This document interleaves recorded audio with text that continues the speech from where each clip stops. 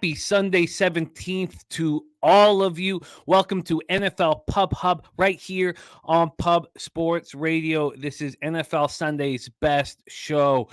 Thank you for all the cappers in the chat already ready to rock. We got Viper MB, Chief Wiggum, the Nuke Worker, Justin McElvey, DJ Moore over 49 and a half receiving yards, plus 117 is the stacks play of the day. There's Gerald Jones, Jay Biz, Big Daddy Boom, Craig Wood, Vitalis, Spenny, Penny Bombs. Great to see all of you guys. We have an incredible show. This is my favorite show on the channel.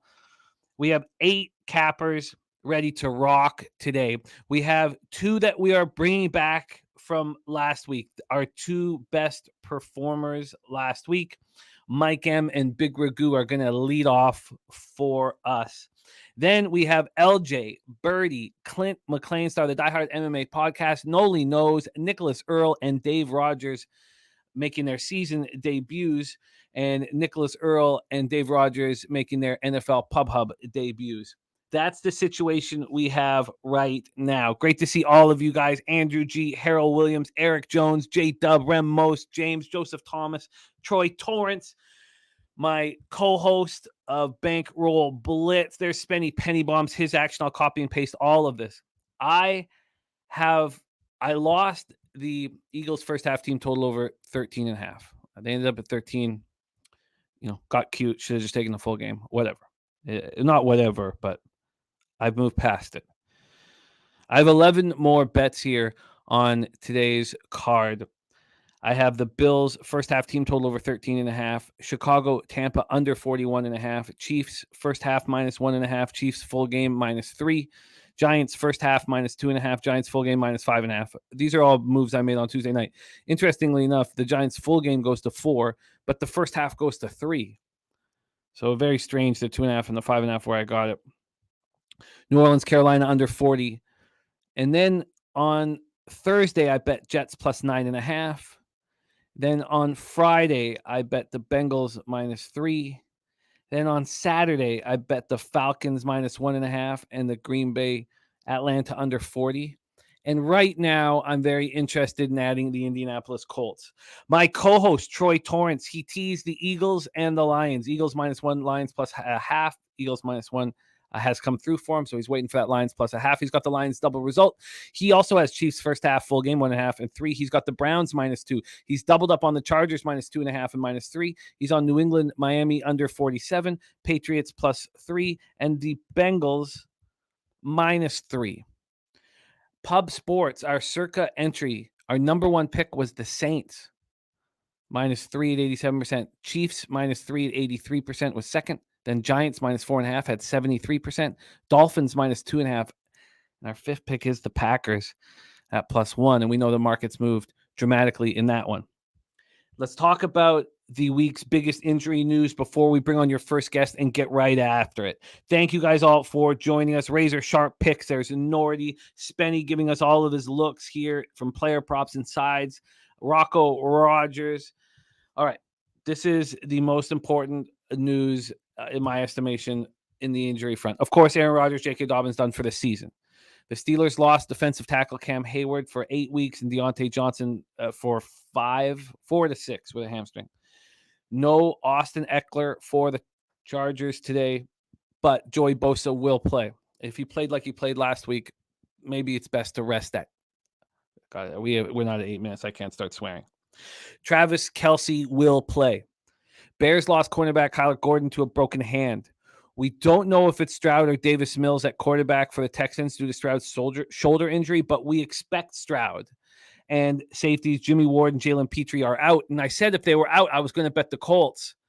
I just want to talk it out a little bit more. And I think anybody who ever backs the Colts wants to talk about it pretty deep before they invest in that sad sack franchise. The Colts will have Zach Moss at running back. These are all the things I said if they had, I would bet, and I still haven't bet them. And it does not sound as if Titans wide receiver DeAndre Hopkins will play.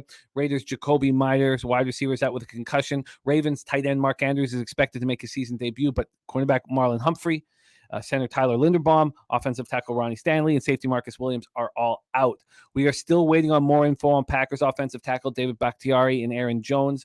Cordell Patterson will return for the Falcons. Jets kicker Greg Zuerlein is out. They have signed Browns kicker Austin Siebert. And defensive end Chase Young will make his season debut for the Washington Commanders. Broncos wide receiver Jerry Jeudy will be in the lineup for the Broncos, and the Carolina Panthers did place J.C. Horn on injured reserve, so he'll be out 4 weeks. It is great. Oh, and Hopkins is in, says Viper MB. This is very important stuff, so thank you for sharing that, Vipe, my man. Gerald Jones says Barry Sanders, Statue Day in Detroit. Let's go, Lions contest pick. Terry Walker on Jets +9. I wish I could talk about all of your stuff. And Justin Herbert on the over 283.5 pass yards. I said that was going to be a prop that I was going to bet, and I haven't yet. And I don't bet player props, at all. I've tried to cut them out of my entire gambling, but I said that was one that was so appealing to me, and seeing Slatsy on it makes me interested. So I'm going to add that to the interest in the Colts and Herbert's passing yards over. All right, we've got a lot of work to do. Thank you guys so much for joining us. We are going to bring on our first capper of the show here. And what a debut he had last week. It was his debut on NFL Pub Hub, and he went 7-2 plus 4.92 units. Please welcome from the dirty Chester, our man Mike M to the show. Mike, how are you, my friend? Give me the bag. Happy Sunday. NFL's back. We're week 2. I'm fired up, dude. It's fired up. It's a great time to be alive and making something happen here. Let's go. You had a spectacular week 1. Let's follow it up right here and get right to work. We're going to move quickly here. We have 8 plays that Mikey's giving out. We're going to have to talk a little bit about the injuries here and the line movement, which we can slow down as we move forward. First off, you start at 1 p.m. Eastern. LA Chargers at Tennessee Titans. We're at Nissan Stadium in Nashville, Tennessee. 75 Fahrenheit, partly cloudy, 8 miles per hour. We mentioned Eckler is out. And Eric Kendricks' hamstring is also expected to be out. Outside linebacker Chris Rumpf, hamstring is out. So those 3 are out. Linebacker Diane Henley, doubtful. And then Joey Bosa is going to try to play. For the Titans, Christian Fulton with the hamstring, Amani Hooker, concussion are out. That, whenever we talk about the Titans secondary for how long, we talk about their injuries. All year last year, and of course it's starting here. We hear that Hopkins is in, but I had thought he was out. And then lineman Peter Skoronski, illness is out. Let's take a look at the line history and the cash flow before we hear our look from Mikey M in this one. His first spot is in this Chargers game. We heard that our guy Troy Torrance has doubled up on the Chargers. This opened up at 3. It's now at 2.5 at -114. A very short move towards the Charger. Well, a very short move towards the Titans. And then from a total standpoint, taking a second to come up here. I'll have this set up better as we move through these games. From a total standpoint, we are sitting at a 45.5, and Pinnacle has now moved it to 45. So Pinnacle moved it to 45, 2.5 hours ago. So we're sitting at a 45. That's the lowest number on the board, and it's at Pinnacle. And then when we get to the cash flow here for our first game on the board, we have 36% of the tickets and 59% of the cash on the Titans, and 71% of the tickets, 82% of cash on the under. Take it away for us here, Mikey M. Your first spot on the board, Chargers Titans. Yeah, so for as long as I can remember, the Chargers have been a next man up philosophy. Going back to the Phillip Rivers era, their wide receiving core is always dinged and banged and banged up all over the place. They find a way to still come out there and get it done. You're going to give me a team. I saw these Titans play last week. Uninspired. It seems like they lost A.J. Brown, and yeah, they got Hopkins. Okay, but guess what? Nobody wanted Hopkins, and they didn't want him for a reason. So you give me Bosa in the lineup. Eckler's a big miss. Obviously, you can clearly state that and believe in that. But again, next man up. They've got Joshua Kelly. He's a competent and capable back. He's a beast. He runs with a little bit more of a physical mentality than Eckler as well, because Eckler seems to get banged up with those feet quite a bit as well. But going back to 2017. Favorites that are coming off a loss, so that was certainly the Chargers last week, are now away favorites against a non-divisional team, are 59-14 straight up. They're 47-22 to win at a 68% clip and cover. I'm going to take those Chargers at -2.5 I think it's a good rebound spot. There was definitely a shootout and fireworks galore with that Miami Dolphins game. And, the Dolphins came out with the win that was expected, but, I think it's going to be certainly a competitive battle for the Chargers. They're not going to want to drop 2 in a row. And I think the Titans are the right spot for them to get right. Chargers -2.5, -114 available right now at Pinnacle. We move on to the next spot on the board. Ravens, Bengals, Paycor Stadium in Cincinnati, Ohio. 73 Fahrenheit, mostly cloudy, 6 miles per hour. Mark Andrews will be in the lineup, but we've already spoken about cornerback Marlon Humphrey, center Tyler Linderbaum, offensive tackle Ronnie Stanley, and safety Marcus Williams all out. And, of course, J.K. Dobbins done for the year. For the Bengals, running back Chris Evans, hamstring, and then defensive end Joseph Osai, linebacker Marcus Bailey, knee, all questionable. Let's get right into the line history for this one here. I'm nervous about your breakdown as I am on the Bengals -3. It just fit my MO, and it was a late addition. I bet it on Friday. This opened up with the Bengals -3 at -104. They're now -3 at -117. You can get 3.5. Slatsy also on the Bengals -3 with Spenny Penny bombs here. I fear that on today's show, we're going to hear a lot of great cappers on the other side, and it makes me extremely nervous. From a total side of things here, we have another 45.5, but 46 at Pinnacle. And this has moved, I want to say, so it's never got, okay, it opened up at 45.5, dropped to 44.5, and then it started climbing. Since then, it's never dropped to 45.5 as it has at other books. And when we go to the cash flow for this one, get over here. Sorry, take 1 second. We have 59% of the tickets, 78% of the cash on the Bengals, 62% of the tickets, 87% of cash on the under. Take it away, Mikey, game 2, and we got to speed this up. Ravens, Bengals. Yeah, so, pretty straightforward here. Lamar Jackson in the dog role in the regular season is 10-0-1 against the spread. He's never let anybody down when it comes to backing this guy. The Bengals, certainly a strong team. I think they're still going to have some rebounding challenges with the post-injury status from preseason when it comes to their quarterback. And, dogs, the Baltimore spot in a dog roll are 19-4-1 over the last 24 games as well. You got 57% of the tickets, 77% of the cash. There's been no line movement as well. You're going to give me the hooker on this thing as well at the 3.5. Cincinnati's gone under 12 of 14 games that they've played the last 14 in September as well. Leads to me that there's going to be a challenge for potential scoring. It's a divisional game. Obviously, it's going to be a second up divisional game for the Bengals as well. And they certainly got beat up. They got beat down. They got slapped all around. They lost 24-3 to Cleveland last week. Granted, it's their home opener. That's always a big motivating spot, but Baltimore plus 3.5 for me. You got it. 3.5. That's at -118 available right now at Pinnacle. We got Mikey M off that spectacular 7-2 plus 4.92 performance. Currently number 1 on the charts on our NFL Pub Hub right here on Pub Sports Radio. Thank you guys for joining us. Next up for us, Seattle Seahawks at Detroit Lions. We're at Ford Field. Seahawks have injuries. Jamal Adams still out with the knee injury. Their tackle Charles Cross out with a toe injury. Defensive end Mike Morris out with a shoulder injury. From the Lions side of things, you have Khalil Dorsey, defensive back, sick and out. Same with defensive end Joshua Paschal and defensive back Emmanuel Mosley. Offensive tackle Taylor Decker, doubtful. So it's a tough spot, but it's more difficult here for Seattle. They're going to have to rely on Stone Forsyth and Jake Curran with tackles Cross and Abraham Lucas out for Sunday. Let's go right into the line history here for the third game on Mike's card. Move over here and make sure I got all set up. Here we go. So we have these Lions, this move towards Seattle, which I did find perplexing, but I respected it enough where I stayed off. I know that my co-host Troy Torrance been waiting for this to get to 4, and he just wants to hammer the Lions. Right now, this is at 5 at Pinnacle. It's at 4.5 at other books, but we have a market move towards the Seahawks after that putrid performance last week at home against the Rams. This total is sitting at 47. It opened up at 51. We've dropped 4 points in a controlled environment at Ford Field, the home opener at Ford Field.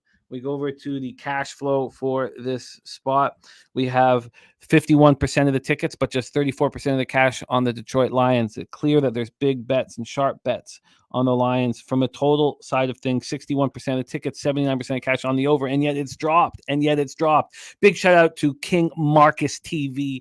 He's got a 14 parlay today, all money line: Chargers, Chiefs, Seahawks, and Ravens. He's given us a $4.99 dono. Thank you for thinking of us, King Marcus. And I hope this is a blessing for your action and a blessing for ours. Shout out to our guy, King Marcus. Thank you for the dono. Take it away here, Mikey, and let's keep it tight. Time is okay right now, but let's keep it tight. Seahawks, Lions. Yeah, listen, I've got a philosophy going on with Seattle right now. You can write this down and keep me on it and accountable to it all season long. Geno Smith, kind of right place, right time last year. I don't think anybody likes playing for Russell Wilson. I think he's kind of a prick in the locker room. You see that evidence by nobody showing up to his birthday party in Denver. Geno Smith last year, certainly playing for the guy that after the guy that everybody hated. Sure, they're going to play a little bit harder, but now they're getting exposed here. And we've got a simple situation. It's a double revenge spot for a team that's coming off a win, lost twice to the same team the previous year, is 24-2 against the spread. I'll take the Lions -4.5. I got two eyes. I see what Detroit's doing. And, I like what they've done with that offensive line. I think they've got their running game. They actually top graded their running game in one full swoop over the course of one offseason. So shout out to those guys for making some of those moves. I think Jared Goff is, certainly capable of going out there and dominating. And he's also got exposure at time with his time on the West Coast against Seattle. So I think it's a comfortable spot for me to take Detroit Lions. -4.5 at -110 is next for you. So let's pop this in here for Mikey. -4.5 at -110. We move right on to Las Vegas Raiders at Buffalo Bills. Highmark Stadium, Orchard Park, New York. Bills home opener, 68 Fahrenheit, mostly cloudy, 5 miles per hour. Jacoby Myers out with the concussion. We expected that all week. And defensive end Chandler Jones, who knows?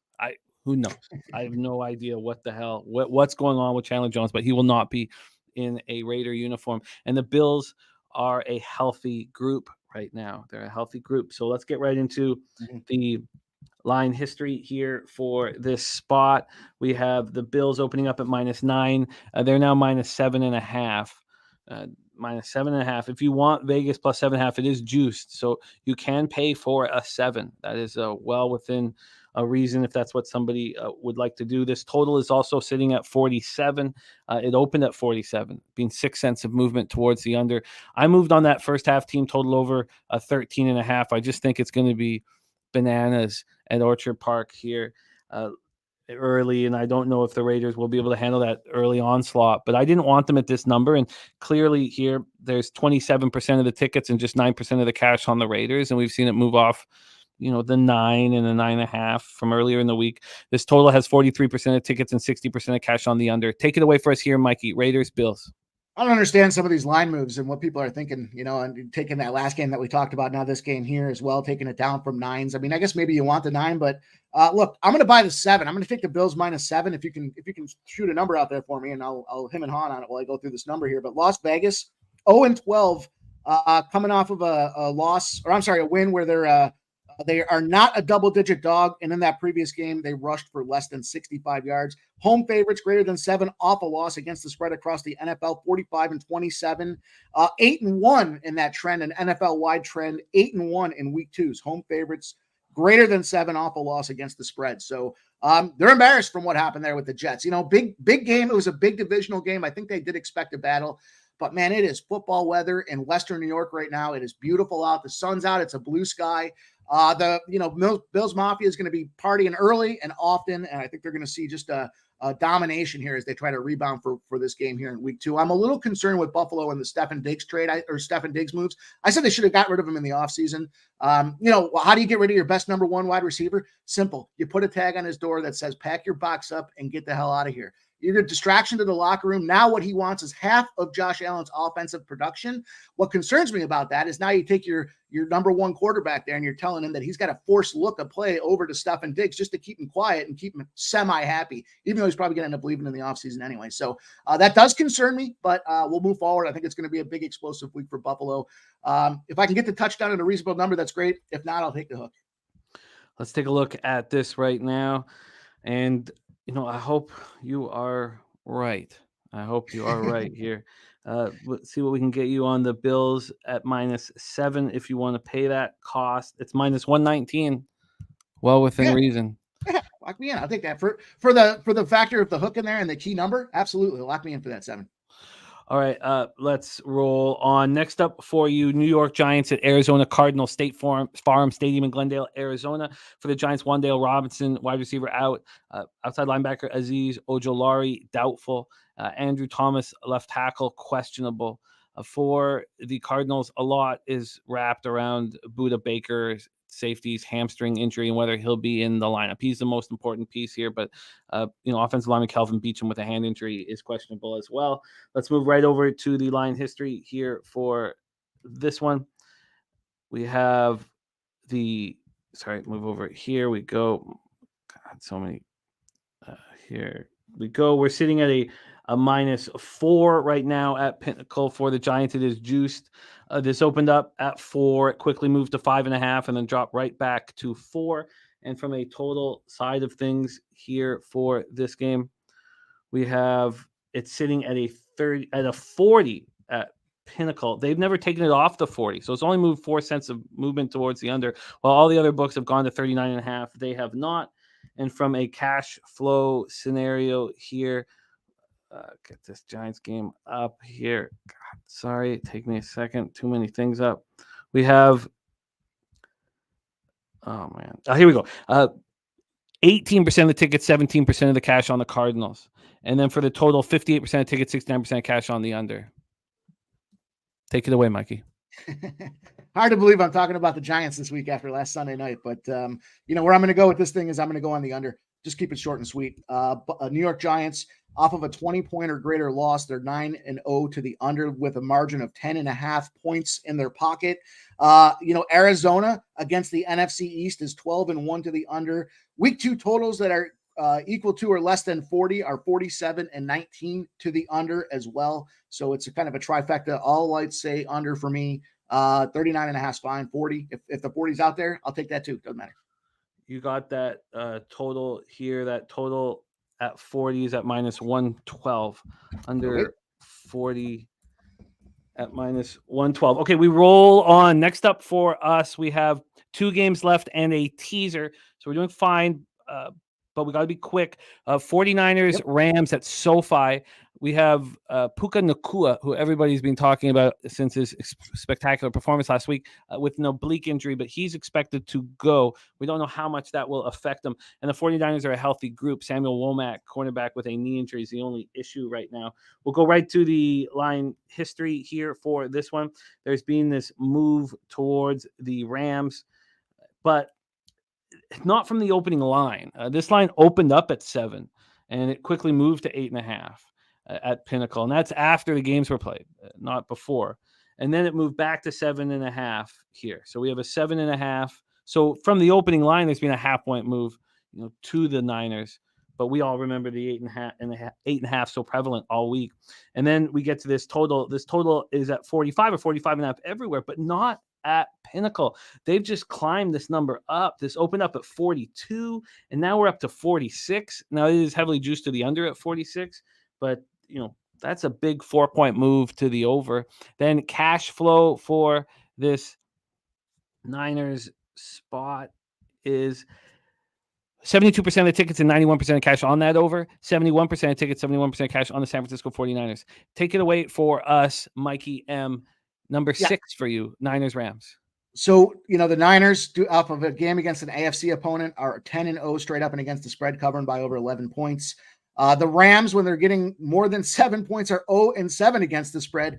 But the number that I kind of honed in on there, as you talked about the total moving up, is in that 7 spot there where I mentioned the Rams 0-7 when they're getting more than 7 points against the spread. They're allowing their opponents an average of 32.1 points over that 7-game sample. So not the biggest sample in the world, but where I'm going with this is the team total side of things with San Francisco. I'm not ready to anoint them the NFC champs yet. They're still going to have to go out there and face a rematch against a team that decimated and embarrassed them publicly in a National Football Conference semifinal game or a conference championship game. But after that, I like a team total here. Give me a team total look for San Francisco over 26.5.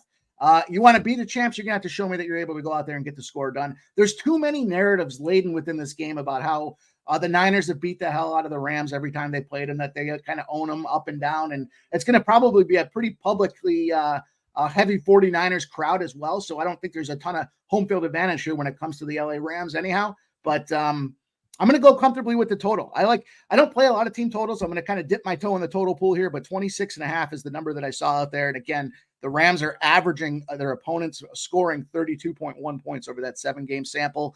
Niners covering the spread by 11. 11 plus the 7 spread is 18.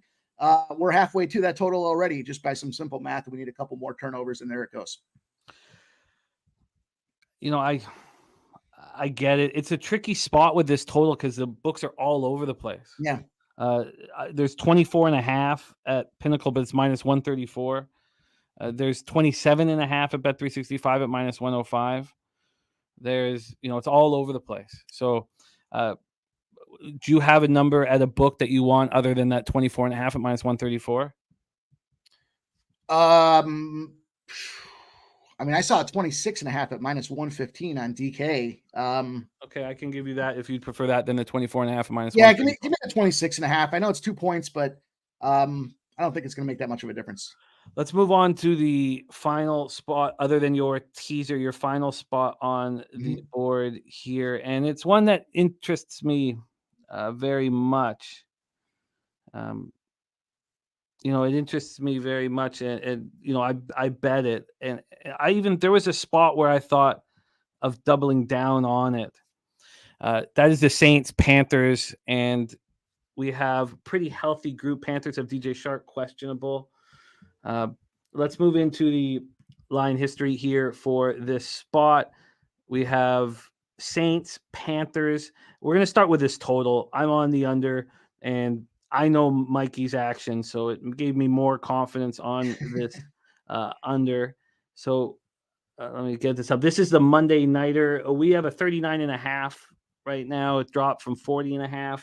And from a line history side of things, we have a 3. We've been staring at this 3, for a while. It did open up at 2.5, but it only lasted there for an hour and 1 minute at Pinnacle. And then from a cash flow scenario here, we have, get this right here. We have 32% of the tickets, 65% of cash on the Panthers. It feels like sharp money's on the Panthers, and 50% of tickets, 66% cash on the under. Take it away, Mikey, your last spot on the board. And then, Mikey, roll right into your teaser. Right. So I'm simple, straightforward to the point here with the under. 39.5 is the number that's out there now. It was 40 last night when I sent it to you, but I'll take the 39.5. Look, 2 teams with low totals last week, 48.5 on the one side, 41.5 on the other team's total, or the game totals. And they generated results of 34 and 31. I told you guys a few minutes ago about that under spot and the trend in week 2 totals that are 40 points or less are 47, 19, and 3 to the under as well. These 2 teams are just in a position where their total is indexed appropriately, and I expect to see an even lower number next week. So, pretty straightforward for me to take this under. The Panthers with that rookie quarterback behind the helm, the Saints, kind of a lot of moving parts for both of these teams that are in flux right now. So, the Saints were able to come up with the win. The Panthers took the loss, expected to take the loss as a rookie quarterback in week 1 in the first round of the draft. I think they've lost like 90% of the time. But as we move forward here, the totals moved down 3.5 points. I don't feel like I'm chasing this number here because I just don't think we're going to get to that point. We've seen that collectively they're putting an average of 30 points or so on the board. So again, I expect another low scoring game. I think they have it indexed appropriately. So I've got that under 39.5 is fine at minus 110. And then I'll pop over to this teaser real quick and give you guys 2 looks here. I took the New England +9, Bears +8.5. Belichick, when he's coming off a loss by less than 7 points, he's 15-7 against the spread. If you add 6 points to those totals, his total goes to 18-4 at an 81.4% cover rate. Also, if you look at the Bear side of things, an away dog off of an away dog less than 7 points in the NFL has gone 57-35. If you add 6 points to that as well, those dogs have gone to 71-22, winning at a 76% cover rate. That's the Bears model right there. Belichick getting an 81.4% cover rate. And then the Bears covering at a 76% cover rate for me, just for the sake of time. Give me New England +9. Give me the Bears +8.5. I think Tampa Bay got lucky last week. They were seeing some tip balls there that they were talking about being able to call the play calling out.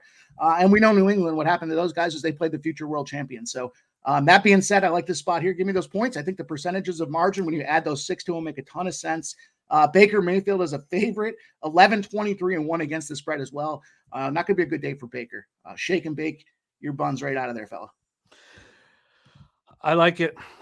But the New England Patriots, there are no 3s here. So unless you tweeted anything out, we'll give you plus 8.5 for both. That's fine. I'm just using Pinnacle's lines. Do you see a 3 right now for that? I don't see any more 3s right now. So I just see the 2.5s, which is, sort of a good sign. But so we're going to give you 8.5 on each. All right, Patriots, Bears, 8.5. Anybody who gives out a teaser on the show, we're just going to give it to them at minus 110. So it'll just be straight across the board. Patriots plus 8.5, Bears plus 8.5, the under 39.5, and Saints, Panthers. Team total for the 49ers, team total over 26.5. The under 40 in Giants, Cardinals, Bills minus 7 at minus 119, Lions minus 4.5, minus 110, Ravens plus 3.5, minus 118, Chargers minus 2.5, minus 114. Mikey, you are on top of the leaderboard. Spectacular work in week 1. It is great to have you back. Thank you for hitting the leadoff, and I will see you on the Sunday night live stream tonight. Let's get that cash, my man. Please follow Mike at Pimp Slap Play of the Day. Mikey, you're the man. Great work. Appreciate you, brother. See you guys. Good luck. We move to our next guest, and he was spectacular last week as well. He was our champion in year 1. He placed 4th in year 2, and he opened up 6-2 plus 4.72 units. Because if you're talking about the gridiron, our next guest gets that cash. Please welcome from Ocala, Florida, by way of New York City, the big Ragu to the show. What up, Doc? How are you? Doing good, buddy. How you doing today? I'm pumped up. I feel like I'm locked in, but I'm the nerves of week 2. I'm nervous. I'm nervous. Yeah. It's part of the fun, but I've got a lot of action out there and a lot of cash out there, and I want to make money like we did in week 1 and like you did in week 1. You start with Seattle Seahawks, Detroit Lions. We've already talked about the injury issues and the line movement towards the Seahawks. So all we need to hear is how you're getting paid. Doc, take it away. Yeah, my play's a little contrarian here versus the total. I'll get right to the point with these guys. All right. Detroit's offense, their Montgomery issue, I get that. Seattle's subpar play at home on their loss against the Rams last week.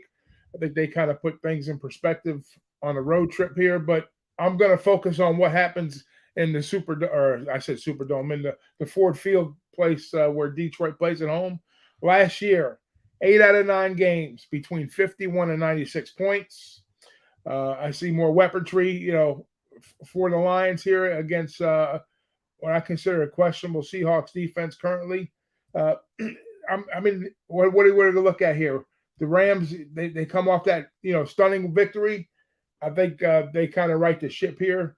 And I know the game is kind of shaded to the under and money's coming in on the under here, but I don't see how this game doesn't get to 47 points by both teams with both these offenses. I know Detroit's made some improvements on the defensive side. I think this all hinges on Seattle's play. But even Detroit, I see them getting, between, north of high 20s, north of 30 points here. And I think Seattle can get the low 20s here. So give me the over all day. I don't care what the sharps are on, what people say. My record speaks here, 8 out of 9, between 51 and 96. And when both of these teams played last year, they were the 96-point scoring affair. So give me the over here. Smash it. You've got it, the over 47 right now, minus 105. And for those of you wondering, or those of you who came late, I should probably do the market moves on each of these games for those of you who are joining after the start. But we have 61% of the tickets, 79% of cash on the over. And yet we've watched it drop from 51 down to 47. Yeah. Sharps are on it. That's why. And maybe we've got two, but maybe they were on it at 51 and 50. Maybe at 47, you've hit that perfect time to take the other side. I don't mind doing it. All right, over 47 for Doc here. I'm in a line shop, but I believe I could find that at minus 105. While I line shop, that's the only spot you want is the over? That's it, correct. Okay. Next up, we have Packers, Falcons. Now, we've seen wild market movement in this one. I bet it on Saturday morning at minus 1.5. Now, with the injury issues for Bakhtiari and Jones and Quay Walker and Christian Watson, I mean, we don't know. Bakhtiari has done this often, rested all week, not practiced all week, and being able to play. I expect that to be the situation. I don't know what percentage Jones is at with that hamstring injury. Let's start with the line history here for this one on the side. I got 1.5 on the Falcons, and we see 3s on the board right now. That +3 is at plus 103. So it is still plus money for Atlanta, -3 plus 103, but a big move towards the Falcons. And then when we get to the total here on this, we are at 40.5. I also am on this. I got 40. Did I get 41.5 or 41? Let me just quickly. God, I know I beat that line move, but by how? I got 41.5. So I'm a point above it. So we're sitting at 40.5 right now. Let's get right over to the cash flow for this big one with the Falcons and the Packers. We have 63% of the tickets on the over, but just 34% of the cash. I love the spot. Then 43% of tickets, 70% cash on the under. Take it away for us here, Doc. Your next spot on the board, Falcons, Packers. Yeah, so this was a play for me last week with the under, right? So you on the under, Jim? Is that what you said? I am, yes. Yeah, okay. I mean, I like the under here without question. I do like that. I was kind of looking at, when the game opened up at the 1.5, my first thought was, taking the Green Bay side in actuality. But we got 2 1-0 teams here. That was an easy win for Atlanta last week. Green Bay, they beat up on the Bears 41-10. So I think Love's going to be a nice player for them. I think, they don't have – I think Atlanta's probably got the better younger talent, overall. But I think we see a similar spot what we seen last week with Atlanta, wanting to pound the ball out. Maybe a little more play action capabilities here for them in this particular spot here, against the Packers defense. But the Packers will yield some ground yardage. They were like lower third last year in the league on the road, especially. So I see more of the same here with the run game, and I see a lot of AJ Dillon here with the question marks with Jones too, and Walker. So they're going to lean heavy Dillon, I believe, and with the left tackle issues, how much pass protection they're going to offer here. So yeah, I'm with you on that under. I like that under spot here again. And you know what? I'm going to go a little bit contrarian here. I'm going to take the Packers plus the 3 points. I think we see a closer game than what. Even though the money's coming the other way, when you start out 1.5, you get 3 points for the home team usually, and the rating number. So that's telling me they're not a strong favorite at home, and now money's come in that way. I don't know how much of it's retail, but I know it's later money. So that tells me more of the public's on that side. So I'll take the under, and I'll take Green Bay plus the points. Packers +3 in the under, 40.5. Tongue-tied, loving what you're doing here. Noli knows saying Falcons coaching staff doesn't even trust really. Drake London's got to get more than one target. I mean, that was pretty ridiculous. 0 catches, 1 target for your superstar. You just got to keep your superstars happy. That's all. Just keep them happy. And he did not do a good job of it there. Let's move on to a big one. 4:35 p.m. Eastern. New York Jets at Dallas Cowboys. I got the Jets at +9.5 and was basically, I was so confident in it. And then Zerline getting hurt. They bring in Browns kicker Austin Seibert. It's awful. In a low-scoring game, these field goals are going to be crucial. It was a gut punch when I heard about that. So Zach Martin also is expected to play. That's a big part for the Cowboys. Brandon Cooks and Zach Martin are questionable. I expect both to play, but Zach Martin is very important to this. Not that Brandon isn't, but. And then Tyler Smith, hamstring, is doubtful. That's why Zach Martin needs to be on that offensive line. And Donovan Wilson, calf muscle, is doubtful as well. For the Jets, you have questionables with Breece Hall, but we expect him to go. Dwayne Brown, we're going to deal with Dwayne Brown. Mekhi Becton is questionable all year long. It's just old hat for us. So let's go into the line history here for this huge game at 4:30 p.m. or 4:25, I should say. We're sitting at 8. I mean, that should give me a ton of confidence, with Zerline not being here and still getting an 8. But I'm very nervous in a game that I think will have low volatility, not having a kicker that I can trust here. And then we have this total sitting at 38.5, and Pinnacle's brought it down to 38. Pinnacle's brought it down to 38. So here we go. Jets, Cowboys. Let's take one look at the cash flow here for this one. And we have 69% of the tickets and 97% of cash on the under. Maybe it's not low enough. Maybe we can still get under it. Maybe I should still move on it.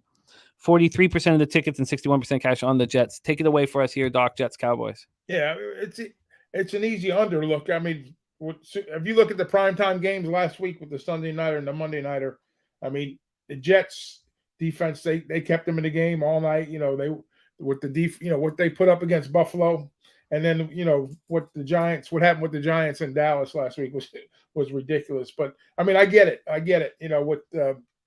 With no Rodgers and some question marks offensively, I think we're going to see a lot of Dalvin Cook today. I really do. I think we'll see more of, I should say, the capabilities for him to pop a big play. Dallas's defense is pretty darn good. Also, as we've seen, if I find just one weakness on both these defense, I would probably have to say last year's Jets, they were like 24th against the pass. But I really don't see them opening up a big passing game. Maybe run a little bit of spread here with a single back to try to loosen that run defense up against them for Dallas. But I still see Cook getting some looks here, which I kind of like that. I've got it's the only prop play I have of the day is going to be Dalvin Cook, 50 yards rush and pass combined, minus 115. That's at DraftKings on that side. And then I'm not a big proponent of backing teams that play on Monday night, especially going on the road. I mean, they both did get their wins early on, so neither team's going to be, I would say, in danger of losing that, going 0-2 early. So, I mean, the Jets, I can't say they can afford to lose a game here, but whether they get covered by margin, I like Dallas. I like Dallas first half and full game. I'm going to double up here with Dallas, but I'm also going to take the Cook prop for over 50 yards. Rushing and receiving combined minus 115. Is that 50.5 or 50 splat? I got 50, but if you got 50.5. No, that's fine. Over 50 minus 115 for Dalvin Cook. And then Cowboys first half full game. And you're not moving on the total. No, I'm not touching the total. Okay, let's grab you that right now for the Cowboys. A double up on the Cowboys. So we're going to get -8 and minus 107. While I'm line shopping for the double up, let's get right into Dolphins Patriots. No Teron Armstead in the lineup last week, and it was shocking how Bosa and Khalil Mack have 0 quarterback hits and 0 sacks combined. It was just absolutely shocking to me how good the Dolphins offense looked. For these Patriots, we're always going to be dealing with a ton of people on the questionable list, and that is part of this offensive line that's already so beaten up. Sidy Sow, they needed so badly. Michael Wenu, ankle injury. Sidy Sow with a concussion. They need him in there. Ypsilanti, Sidy Sow, and then Trent Brown dealing with a concussion. You have Cole Strange, who's been out with the knee injury. Just issues on the offensive line there. We go into the line history here for this one. This is our Sunday nighter tonight. I'm so happy that Doc has a look on it. This opened up with the Patriots +2. They're now +2.5. And when we get over to the total, we're sitting at a 46 at Pinnacle. This opened up at 46.5, so it's dropped a half point. And then from the cash flow scenario for our big Sunday nighter, we have 53% of the tickets, 69% cash on the under, and 44% of tickets, 63% cash on the Patriots. Take it away, Doc. Yeah, this is the spot I was telling you about with the 0-2 spot. Teams kind of let the playoff hopes kind of slip away. I know it's early in the season, but Miami had that track meet of a game with the Chargers on the road. To me, they have some issues on defense, obviously. I mean, we know San Diego or Los Angeles has a lot of weapons on offense, so I don't think we're going to see that same type of game plan coming out of Belichick. They're not going to light up the scoreboard anytime soon. Against Miami, they're going to take a more methodical approach. Now, all the credit to New England and the game plan that O'Brien put together to kind of keep them hanging around that game with with Philadelphia. I think they have that same approach here again. I think Zach Jones had a real nice game, 300 yards in a losing effort. Miami had a winning effort in a track meet. So I think they let O'Brien run things on offense to kind of scheme, or not scheme, but just kind of run things. There are some concerns with the line, like you said, but I think they'll make some adjustments here to kind of slow tempo down. And same thing with Belichick on the defensive side. I think this offense is built for Tua with the speed to push the ball down the field and score points. But I think New England's going to snake one out here at home against Miami. I think they don't make the mistakes to kind of keep Miami's points off the board a little bit. More of a lower scoring affair, but I don't like the total. I like the side here. I think Belichick comes away with a win, and they avoid going 0-2 early in the season. They come out 1-1. So I'll take the money line on New England here. New England money line. We'll lock that in for you. I will line shop. By the way, we got you a -5 first half and a full game minus. With the Dallas? Yeah, Dallas -5, -8. I'll get you the Patriots money line, but let's move on to Browns Steelers here. We have Amari Cooper dealing with a groin injury. He's listed as questionable. And, of course, a huge loss on the offensive line this past in week 1. So the Browns just not quite as strong, but they looked unbelievable. And then for the Steelers, you have Anthony McFarland, who doesn't hurt that much being out, but Deontay Johnson out as well. We talked about losing Cam Hayward too. So this is a frustrated group here. Moving to the line history. This is our Monday nighter. Ragu will be live for us. Those of you who missed it last Sunday, Ragu hit a plus 1,900 at halftime with the Jets money line and the over 36.5, 19-1 banger. Ragu bet and gave out for us. Here we're sitting at a 2.5. The Browns have gone from -1.5 to -2.5. That -2.5 is slightly juiced. And from a total spot here, we have 38.5, but Pinnacle has moved it all the way down, moved it to 38. I mean, this is very, very, very low. And this opened up at 42. Imagine those guys who got it at 42 seeing this at 38. Take it away for us here. Your last single bet on the board, Ragu, Brown Steelers. Yeah, I think the number's sharp on the total. You go back and look at the last three with these two. I mean, this is the black and blue game. It always is. That whole AFC North division, when these teams get together and play, it's always like a 3-point number, basically. But I tend to look towards the home team, not just because I'm wearing a stupid hat, but just basically how they played out over the years. The last three, the home team has scored between 26 and 29, and the road team has scored 14 to 17. So, I mean, some of those numbers are clipped north of 40, which you can understand that. But Cleveland on the road against the Steelers, 1-19 the last 20, 7-32-1 in the series. So, that puts me on the Cleveland side. Now, Pickett, I mean, what are we going to get from him? What are we going to get from him? But if you look at it over the years, the Browns have probably been the worst of the two teams, wholeheartedly over the last 20 years. And, Tomlin's been around the game a little bit. I think talent-wise, they're under the gun a little bit against this multi-talented on both sides of the ball with Cleveland. But Pittsburgh's defense is pretty good. So, and Tomlin, he knows how to coach against his team. They're playing at home. They're catching points. And I think I'm going to go back to what I said earlier.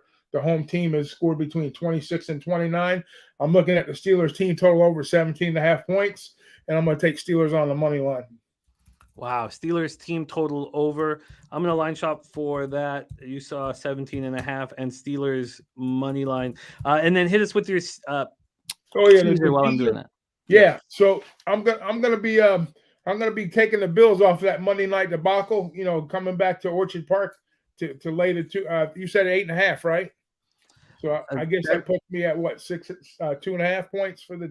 I believe it's down to an 8 or sorry 7.5, and it's down to a 7.5. Oh, okay. Live, so that's not good, but I still think they come away with the win there. So I'll be at -1.5 with the Buffalo team. And I'm going to take Tennessee at home against the Chargers, catching the points too. I think what is that 2.5? The Tennessee spot. Sorry, so we have. Just grab your money line. While I'm doing it, you're getting a plus 130 there on the Steelers plus 130. If anybody can find better than that, please let me know. And then for the Titans one, yes, you're dealing with a it's God, I guess we'll give you a 3 here for it, but it's sort of a juiced 2.5. I guess it's closer to 3 than it is to 2.5. So we'll give you the 3. Whatever, 2.5. I'll take 8.5, 9, whatever you give me. I don't care. Okay, so that's a plus 9 on Tennessee, minus 1.5 there. And we've given you the plus 130 on the money line. Locked in. Absolutely locked in. Beautiful stuff there from Ragu. Let's review Ragu's action. His teasers, Bills minus 1, Tennessee plus 9. He's on the Steelers team total over 17.5. Steelers money line. Patriots, so plus 130. Patriots plus 125. Then he's on Cowboys first half minus 5. Full game minus 8. Sorry there. And then Dalvin Cook rushing and receiving over 50 at minus 115. The under 40.5 in Packers Falcons and the Packers plus 3. The over 47 in Seattle Seahawks Detroit Lions. Spectacular work, Doc. Please follow our guy Big Ragu 62 on Twitter, and 6 and 2 plus 4.72 units. We are so fortunate to cap with you, my man. Thank you for making time for us as always. You're a monster and we love you. Any last words for Clapper supporting the show? We'll see you tomorrow night, brother. Cash them tickets. There he is, Big Ragu. We go from Ocala, Florida, right across to Houston, Texas. We have he's a star NBA basketball capper, but he is very, very good at NFL. He was a star of this show last year. Please welcome star of the Trill OG play of the day. We got LJ from H-Town in the house. LJ, how are you? What's going on, Jimmy? Happy Sunday to you. Week 2 NFL. It's time to get some money. So let's get to the chat. Shout out to the chat. And everybody get your pens and your papers ready because class is in session. Let's go. I love it. You start with Colts, Texans. We haven't talked about this spot yet. We have discussed the injuries, but that's it. Houston opening up at minus 2, now at plus 1. And this just, flipped. It flipped at 11:15 a.m. from the plus 1 to the minus 1. Mm-hmm. So I know that we're dealing with the Stroud issues, whether or not he's going to be in the if he's going to be starting. We think he is. You'll probably have a better idea for that. But I said if Jimmy Ward and Jalen Petrie were out of the lineup at safety and Zach Moss was in, I would bet the Colts, and I still have yet to do it. Take it away for us here, Colts. Let me just touch on the total. Sorry, I gave you guys the side, but the total action here in this one. And we've seen sharp action on the Texans, but there's just so many question marks with injuries. There's been a 2-cent. This move just moved back up to 40. So this total was at 39.5. It's moved back up to 40. It did open at 40. And then when we get over to the cash flow, we have 37% of the tickets, 57% of cash on the Texans, 64% of tickets, 87% cash on the under, and it just jumped back up to the over. Take it away here for us, Colts, Texans. Yes, sir. We have a divisional game here. Both rookie quarterbacks, both coming off a loss, and both quarterbacks faced immense amount of pressure last week. Anthony Richardson, he was hit 6 times for sacks, pressured 34%. CJ Stroud was hit 10 times, sacked 5 times, pressured 37%. So I believe the game plan today for both coaches is to get the two quarterbacks to make quick decisions. They're rookies. They can't read the defenses for the most part pretty much right now. So I believe that both defensive coordinators are going to bring immense amount of pressure again to these rookie quarterbacks. And as far as Anthony Richardson, it alarmed me that he was the leading passer and leading rusher last game. So that lack of dependability from the running back, I'm thinking is going to hamper them for the most part. So for all the reasons, I was leaning Texas, Jimmy, but I just want to be safe. The injuries are a concern for me. I don't know how healthy Stroud's going to be. As far as in the safety secondary, you are right. Petrie is very important. He went out at halftime last week, and I believe he was a key factor in that game versus the Ravens because he was rushing Lamar Jackson, getting him off of his launching point. So if he's not in, that's one of the reasons why I didn't take the full game. But I'm going to trust that the under 19.5 minus 110 is going to hit for the first half. I believe that both teams are just going to feel each other out. I don't believe they want to make too many mistakes right now because, like I said, they're both rookies. And I will be looking at Michael Pittman as well for an anytime touchdown. I'm not making it official before it's on the Colts side. He's had a touchdown both games last year versus the Texans. So if anybody's looking at that, I will look at Michael Pittman anytime touchdown. But as far as me on a prop, I'm on Will Anderson, Jimmy, over half in the sack plus 150. He played very impressive to me in his debut, Jimmy. His intensity, allows him to play faster like most rookies can. And the connection with him and D'Amico, that Alabama connection, gives me confidence that he's going to be an impact player on our team. This is a star to make, in my opinion. He had a sack, 2 quarterback hits, 6 tackles last week. So I'm looking for him to put a lot of pressure on Anthony Richardson, and I believe he will cash that sack. But as far as the game, I just stayed off. But mind you, the Colts have lost 11 out of the last 12 going back to last year. 22 turnovers in those 11 losses. They had 3 turnovers last week. So that's a concern for them as well. And they also have allowed 30-plus points 5 of their last 6 games going back to last year, averaging 3 turnovers on the road. So I believe the Texans will pull the victory out because they've won 2 out of the last 3 games versus the division. So they've tasted victory a lot sooner than the Colts. But as far as official play, first half, under 19.5 is my play. So the over the sack prop is not official? Yeah, plus 150. Will Anderson, Okay. yes. And was that a half or 1.5? Oh, a half a sack. He just needs 1 sack. Beautiful. You're in. Over a half sack at plus 150 in the first half, under 19.5 at plus 101. I feel like I should move on the Colts right now, but I've been nervous about it all week, but I do feel like I should move on it. Let's move on to the next spot on the board for you. Ravens, Bengals. We already talked about the situation off the top with Mikey M. Mikey M is on the Ravens plus 3.5. Ravens dealing with injuries, and I expect the Bengals to bounce back, but how could they not? Even if they lose, I'm sure there's some sort of an offensive bounce back. They had 6 first downs and 82 yards for Joe Burrow passing last week. Take it away for us here. Ravens, Bengals. Yeah, I like everything Mikey M said. I'm with him 100%. Just for the fact the Bengals, the game they played last week was horrible. And they only had 67 passing yards, 75 rushing yards, 3 yards per rush. They only held the ball 24 minutes. So that means that was a lot of 3 and outs. They wasn't getting past the 50-yard line. So they have to show me something different in order for me to not to bet on them as well. Burrow, he's dealing with an injury. He was hit 10 times last week, pressure 36%. So I believe that a lot of that is going to be the same today. And 2 of 15 on third down, is very alarming. They have to fix that in order for me to think that they're going to beat a Baltimore team that plays very good on the road. 11-3 against the spread on the road since 2020. Lamar Jackson, like Mike M said, 10-0-1 against the spread in his career as a dog. So until he shows me something different, I'm going to trust his consistency of how he is as a dog, especially he's in the division. The defense played well last week. 10 quarterback hits, 5 sacks. They only allowed 9 points. Pressure 37%. So I believe that's going to be pressure again on Burrow. The offensive line cannot protect him for the most part. So I believe all that happens again. So I'm definitely on Baltimore plus the 3.5. And I also have a prop in this game, Jimmy. Roquan Smith.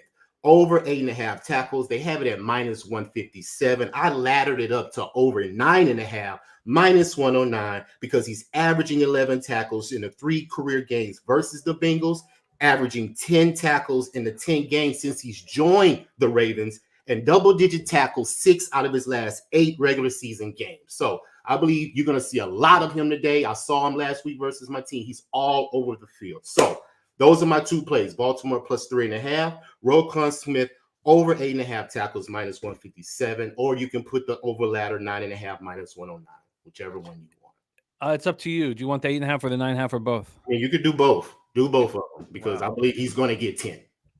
Over 9.5 and minus 109. All right, let's roll on here. Plus the Ravens plus 3.5, minus 118. Chargers, Titans is next up. We've talked about this spot. We have Troy Torrance doubling up on the Chargers full game. We might Mike M already giving us the Chargers minus 2.5. We know there's no Eckler. Take it away for us here. And the Titans, as always, dealing with injuries in their secondary with Fulton and Hooker out. Take it away for us here, LJ. Chargers, Titans. Yeah, I feel the same way as well. I'm with Torrance and I'm with Mike M again. Chargers minus the 2.5. They play great as a road, 7-3 as a road team against the spread last year. They're coming off a horrible loss. They could have kicked it. Both these teams were in a field goal of winning last week. So, but the fact that the Titans are very limited as far as their pass defense, I believe the Chargers, Justin Herbert, can eat that secondary up today. He doesn't have Eckler, who had 117 yards last week. So that's missing. So they ran the ball 40 times last week, which was surprising to me. I think that cuts down this week because he don't have Eckler. So I believe Justin Herbert's going to have to throw the ball 40 times. So That's one of my props as well, Jimmy. Justin Herbert, over 37.5 pass attempts, minus 122, because he had 28 pass attempts, 28 completions on 42 attempts, 313 last year versus the Titans. So I believe that's going to happen the same as well. And the Titans, they give up 274 passing yards last year, gave up 282 last week versus Derek Carr.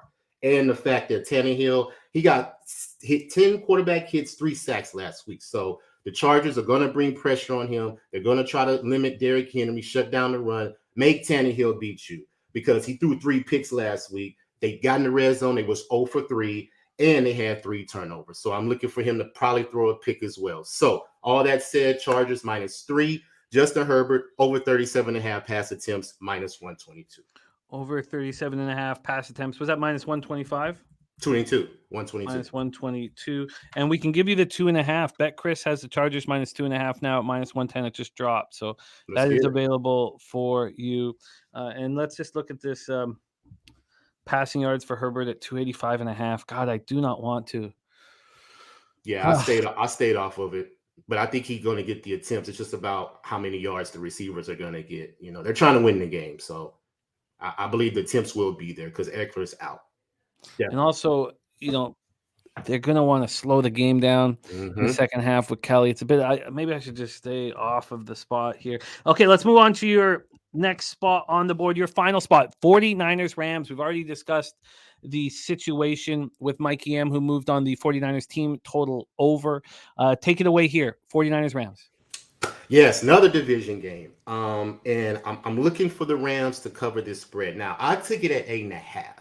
So I'm already locked in, but now it's at 7. I can't endorse the 7 because I believe that number is right there. That would probably be a push if anything, but I did take them to 8.5 to cover the spread, just so you know. But as far as the game, I believe it's going to be a dogfight. Both these coaches, they're rivalries. They don't like each other. 49ers has pretty much had the Rams number for the most part.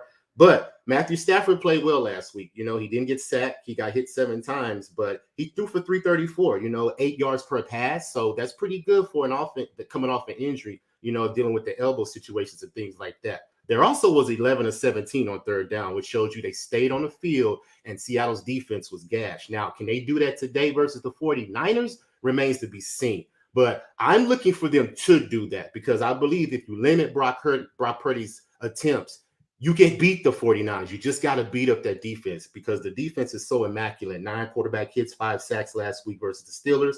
They only allowed 7 points, and they had 2 picks. And the defense of the Rams had 7 quarterback hits, 2 sacks, only allowed 13 points on Seattle.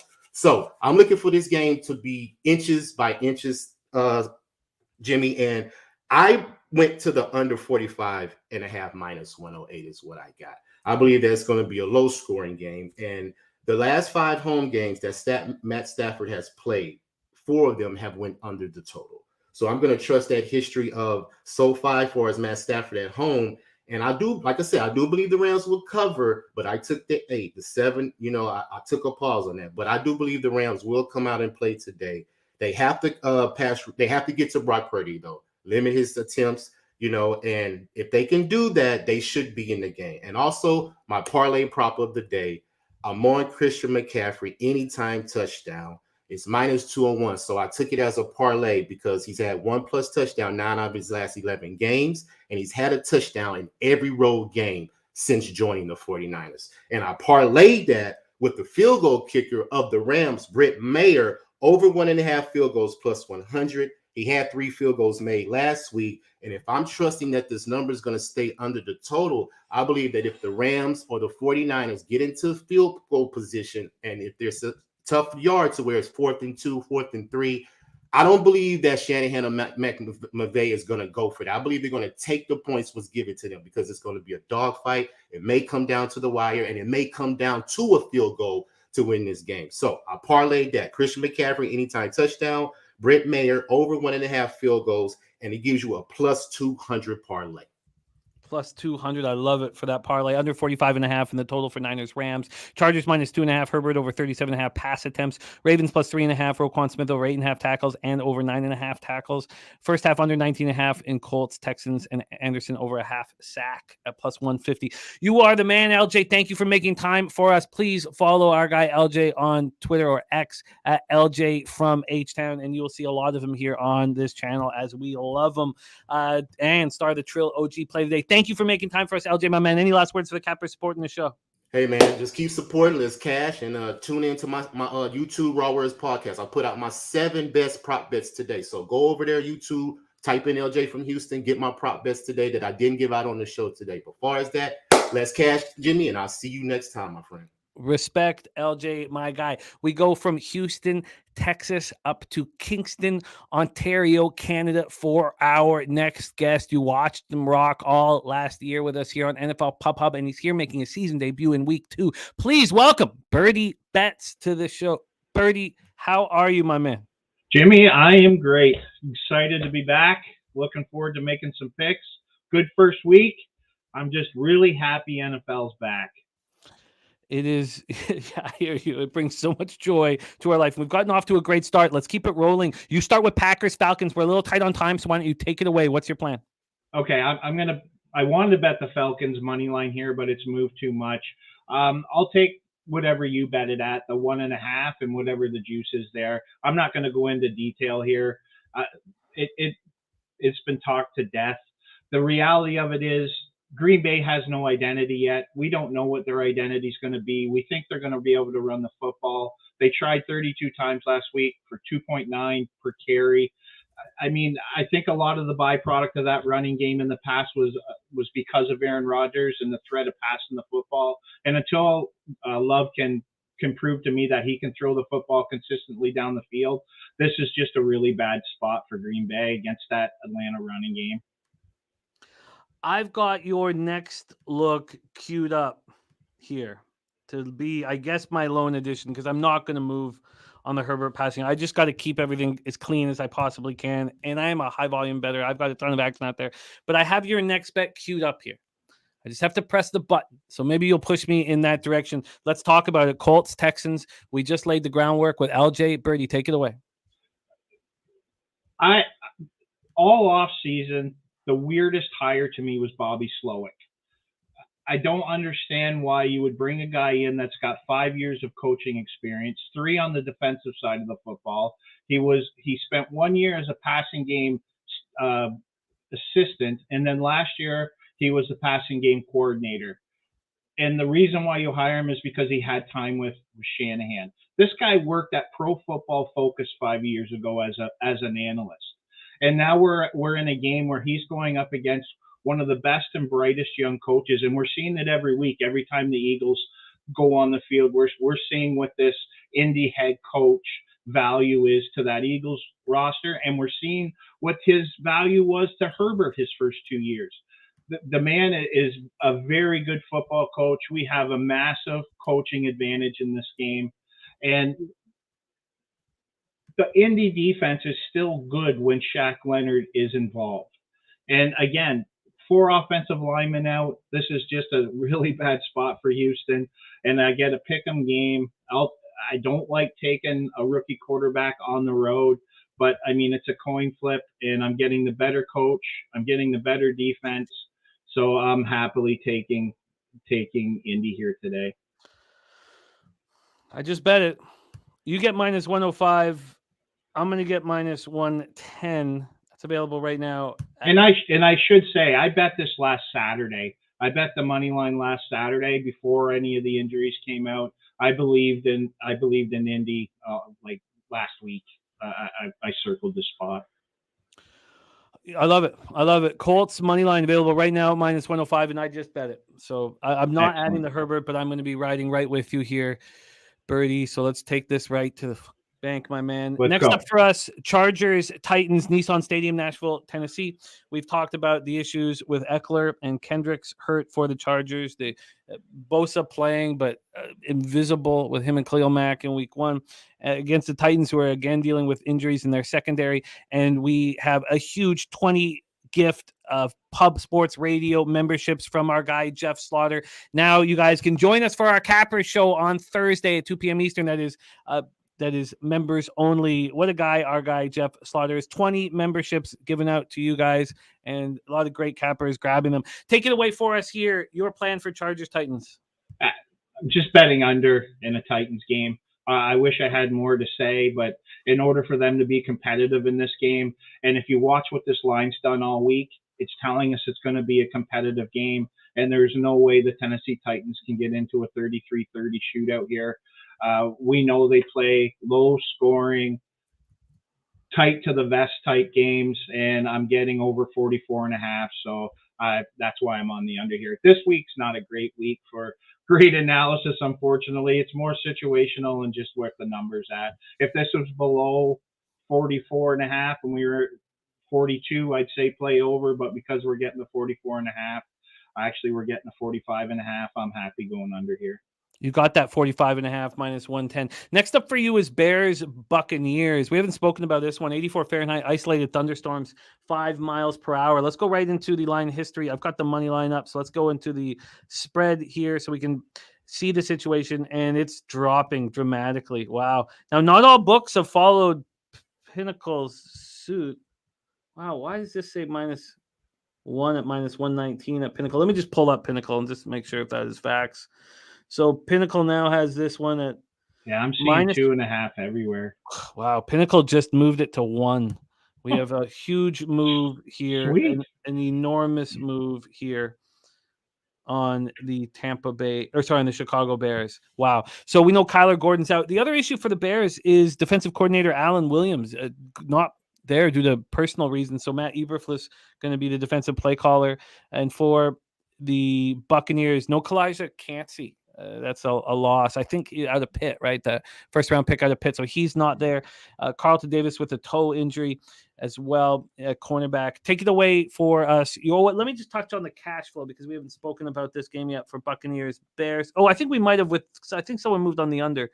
I've got the under 41.5, and I believe that Ragu, I'll double check there. But this total is 36% of the tickets, 58% cash on the under, and then 47% of tickets, 85% cash on the Chicago Bears. Oh, that's the money line. Sorry, that was the money line on 47. On the spread, it's 63% of tickets and 79% cash on the spread. Take it away for us here, Birdie. Bears, Bucs. The Bucs are a top 10 defense. They have been for the last 3 years. They're the healthiest they've been in probably 3 years. They went to a very good offensive quarterback last week in Minnesota. And yes, their offense didn't fire on all cylinders, but they held that Minnesota offense in check for the most part. And I don't think there's a more overvalued team in the market right now than the Chicago Bears. I just can't understand the Fields and Trey Lance stuff that we have to see week in and week out. And Fields has not done anything in this league except had a couple of good rushes, and this is just a horrible matchup. I'm getting an overpriced Bears who should be more than almost a TD dog in this game, and I'm very happy taking the Bucs here. I think the Bucs are very undervalued. You spoke about it last week. You were on them last week. I see no reason why that shouldn't continue, and I'm really thinking that Pinnacle was just at that book because I'm not seeing any of the Vegas shops really a little bit of juice movement at this point, but nothing down to a 1. So I'll stop so I can get this 1, and we'll carry on. So that this one is juiced to minus 121. The money line's minus 130. The minus 1.5's minus 115. -1. Oh, let's take the money line. All right, you got. I mean, I like it at 2.5. Let's roll here. Jets, Cowboys, AT&T Stadium in Arlington, Texas. Take it away here. We know that Zerline is out, which hurts, but you know I got in early on the Jets here, and I'm comfortable with the market movement. Take it away here, Jets, Cowboys. Yeah, 2 really good defenses here. This is the definition of an overreaction. I mean, you had a team win 40-0, and then you have a team that loses their star quarterback in the 4th play of the game. Dennis Garcia, whom we all love, told me that his change from Rodgers to Wilson was 4.5 points. I had this line graded at 2.5 before Rodgers got hurt. That's a 7-point game, and I'm getting 8.5 points on the Jets with that defense. And if you're just unsure, go back to the last 2 playoff games between the 49ers and the Cowboys. Jets and 49ers, very similar approach and talent. With those defenses, Dak struggles in those spots. So I'm happy taking the 8.5 points here on the Jets. 8.5 here. I will line shop and see what the best I can get you is, but take it away for your final spot on the board. I'm so interested in it. We have Chase Young making his season debut finally. Well, not finally. I mean, it's just week 2, but I wasn't sure how long he'd be out due to his contract anger.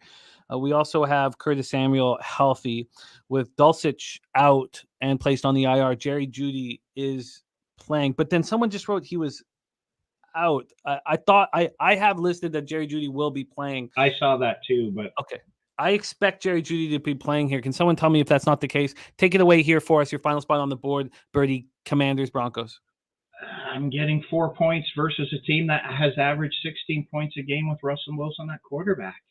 I don't, not overthinking this one until Denver can prove they can score enough points to cover a line. Anytime I can get a number over 3.5, I'm going to take it. I think a bit of an overreaction from last week with Howell. I mean, I think a lot of people had high expectations, and a kid starting his second game in the NFL and the NFL season opener at home. I'll give the kid a bit of a pass with nerves. I think we see a little bit better out of him today. And I mean, I would probably have this Washington defense, as crazy it is to say, ahead of this Denver defense at this point, especially that front. I don't care if Chase Young's in. I don't think he moves the needle necessarily one way or the other in this game because he hasn't really played all that much. It's just, I'm getting 4 points for a team that averages 16 points a game. Yeah, I get it. And I kind of wanted the Broncos, but I just couldn't take them at this line. The +4s are now on the board, though. Yeah, perfect. You're going to get that +4 at -110. Pinnacle hasn't moved it, but other books have. So we're going to give you +4 at -110. And then for the Jets, we're going to give you you can have it's up to you. If you want the 8.5, we're going to have to pay a little bit. So at Pinnacle, the 8.5 on the Jets is +8.5 is -111. It's nothing. So that Circa doesn't have 8.5 at 10. Oh, I don't know. I don't have Circa okay. up here. But if you have it, then we'll give you that +8.5 -110 locked in. And there we go. Birdie is on the board. He's on the Commanders +4 at -110. Jets +8.5 -110. Bucs money line -130. The under 45.5 in Chargers Titans. Colts money line at -105. And I moved with them. And Atlanta -1.5. Now that one costs to get what I got. It's -134. Yeah, but it's better than 155 for the money. Absolutely. Line. Absolutely. Great job, Birdie. It is great to have you back in business. Please follow our guy Birdie on Twitter at Birdie_bets. Had a great week 1, 4-1 in our cappers contest for Birdie. Carry it over to week 2, my man. Thank you so much for making time and sharing your hard work with us. Let's go. There we go. There he is. Yes, if you guys can get to 100 likes here, I will pull out ye old Kraken. If you guys get to 100 likes, Jose will tell me. But let's keep rolling. Next up, we have star of the Die Hard MMA podcast rolling with us, a capper that I've rolled with since I started doing this publicly, and I've loved every second of it. Please welcome Clint McLean to the show. Clint, how are you, my friend? Jimmy, buddy, nothing better than being on a live stream with you on Sunday morning, baby. We got football. Let's go. I'm excited. I'm excited too. And we have hit 100 likes. So let's pull out the ye old Kraken. Let's bless our action. I love working with you, Clint. So love to you and love to everybody in the chat. Let's get this cash. And they all said amen. Yeah. Cubs. One shot of Kraken. Bears, Buccaneers. We just talked about the situation here. I am on the over. I put it in on Tuesday, and I believe somebody else is also on and I'll have to go back. I still haven't done that, but take it away for us here. Your plan on Bears, Buccaneers. We just heard Birdie bullish on the Bucs. Yeah, so I'm actually going to play a couple of props here, Jimmy. I like your look on the over. I do think these teams will go back and forth I'm a under. little bit. I'm under, sadly. Oh, I'm on the sorry. I under. thought you said over. Okay. No, that I does scare me very much. I still think they'll go back and forth a little bit. But the one thing that I noticed when we were watching, I want to say it was the Green Bay Packers when they took on these Chicago Bears defense. Jordan Love was able to eat them up with these nice little short stubby throws. And I think that's going to be something that Baker Mayfield can replicate. You know, he's not the biggest arm in the league, but he's definitely someone capable of the dink and dunk. We saw Mike Evans go off last week, but the counterpart to Mike Evans is Mr. Chris Godwin. He's usually a little bit shorter, not quite as deep. And because of that, he tends to be a whole lot more effective. I think he matches up real well with what Baker does. And I think they're going to find holes in this Bears defense. So I went ahead and I took Chris Godwin over receiving yards. I got 52.5 at minus 125. And then I went ahead and took the Godwin TD at plus 195 because I think he'll be the favorite target today. Godwin over yards and anytime a touchdown to get started. You know, Baker's got real nice wide receivers. We know he lacks skill, but he's got great wide receivers. Let's move on to your next spot on the board, and that is New York Giants and your Arizona Cardinals. I have the crazy lines on the Giants. I moved on Tuesday. I felt like I was forced to because it fit my MO, that my plan for the week. But I got 2.5 on the first half. That's at 3, but I got 5.5 full game. That's moved down to 4. That's wild. And I only had to pay minus 120 juice at Bet365. Take it away, or for the 2.5. Take it away for us here, though. Giants, Cardinals. This one's pretty simple for me, Jimmy. It's overcorrection week, right? Like absolutely everybody is looking at the game the Giants had last week, and they can't believe that you're getting this many points with the Arizona Cardinals. They didn't look half bad in week 1. I don't think that was the real Giants team. And honestly, if you take someone that made that many mistakes, you're going to bounce back the other direction. There's going to be some positive regression here for Daniel Jones as a quarterback. This Cardinals team sucks. Now, I don't want to trust the Giants to actually cover some kind of a point spread. But what I do think they will do is get right offensively. I still think they've got weapons. They will be able to find opportunities. Daniel Jones can use his legs. I went with the team total, Jimmy. If the Cardinals want to punch back, there's a chance this game stays close, maybe lands 3, but I think the Giants will get theirs today. So I just went team total over 21.5 minus 115. And that's available right now at minus 111 at Pinnacle. So we'll give you that. So over Giants team total over 21.5 at minus 111. He's also on Godwin over receiving yards 52.5 and anytime touchdown at plus 195. Then it's teaser time here for our guy Clint McLean. You start, and we're not going to have the heading underneath. And I think, Jose, in the future, I think we need a teaser heading because everybody is dropping these teasers. We give them all to everybody at minus 110, and we add the 6 points to what the line is available right now at Pinnacle. Take it away. You start with the Raiders Bills. Yeah, this is a game that's already been broken down on the show, folks, if you've been paying attention and listening in. And I'm going to do the same thing I did with the Giants. The Bills could not have looked worse. We're not going to get the same amount of turnovers. We are not going to have the same amount of fumbles and issues. They're going to get it together. They're going to put up points. I don't necessarily want to lay the big number with them, but they're perfect for a teaser. Whether I get minus 3, minus 2.5 right now, Jimmy, whatever it is, that's the first leg. I'll tease the Bills down today. Bills minus 1.5 as the first leg of the teaser. Next, you head to our Monday nighter, and I love that you did because you'll have the Die Hard MMA podcast going on. We'll have our Monday night live stream, and I would love it if you. I know you're going to be exhausted because of the hard work you put into your podcast, but if you could jump over to us and hang out for the second half of your teaser, which will hopefully send you on your perfect weekend. Take it away for us here, Browns Steelers. Yeah, this is another one where I'm just going to go right with my guy, Big Ragu. I think we have seen the worst version of the Steelers. That defense is solid. Tomlin, one of the best coaches in the league. He's got some extra planning time since this is the Monday night game. And when you get these home dogs off a home loss in their first game, they do a real damn good job of covering. Same exact situation for me as the Bills, Jimmy. I don't like the 2.5. It makes me nervous. Games don't land 1 or 2 all that often. I want at least the 3. Makes it for a perfect, easy teaser spot. Send them up and over that key number of 7.5. I think they can keep it within a touchdown here at home in primetime. So we have 8 plus 8.5 for your Steelers. That'll close it out for me. Bills minus 1.5 and Steelers plus 8.5. We are behind on time, so we got to move on to our next guest. But let's review our guy Clint's action. Godwin over 52.5 receiving yards and anytime touchdown plus 195. Giants team total over 21.5 and minus 111. And his teaser is Bills minus 1.5, Steelers plus 8.5. And the Die Hard MMA podcast is every Monday. But we also have Total Takedown.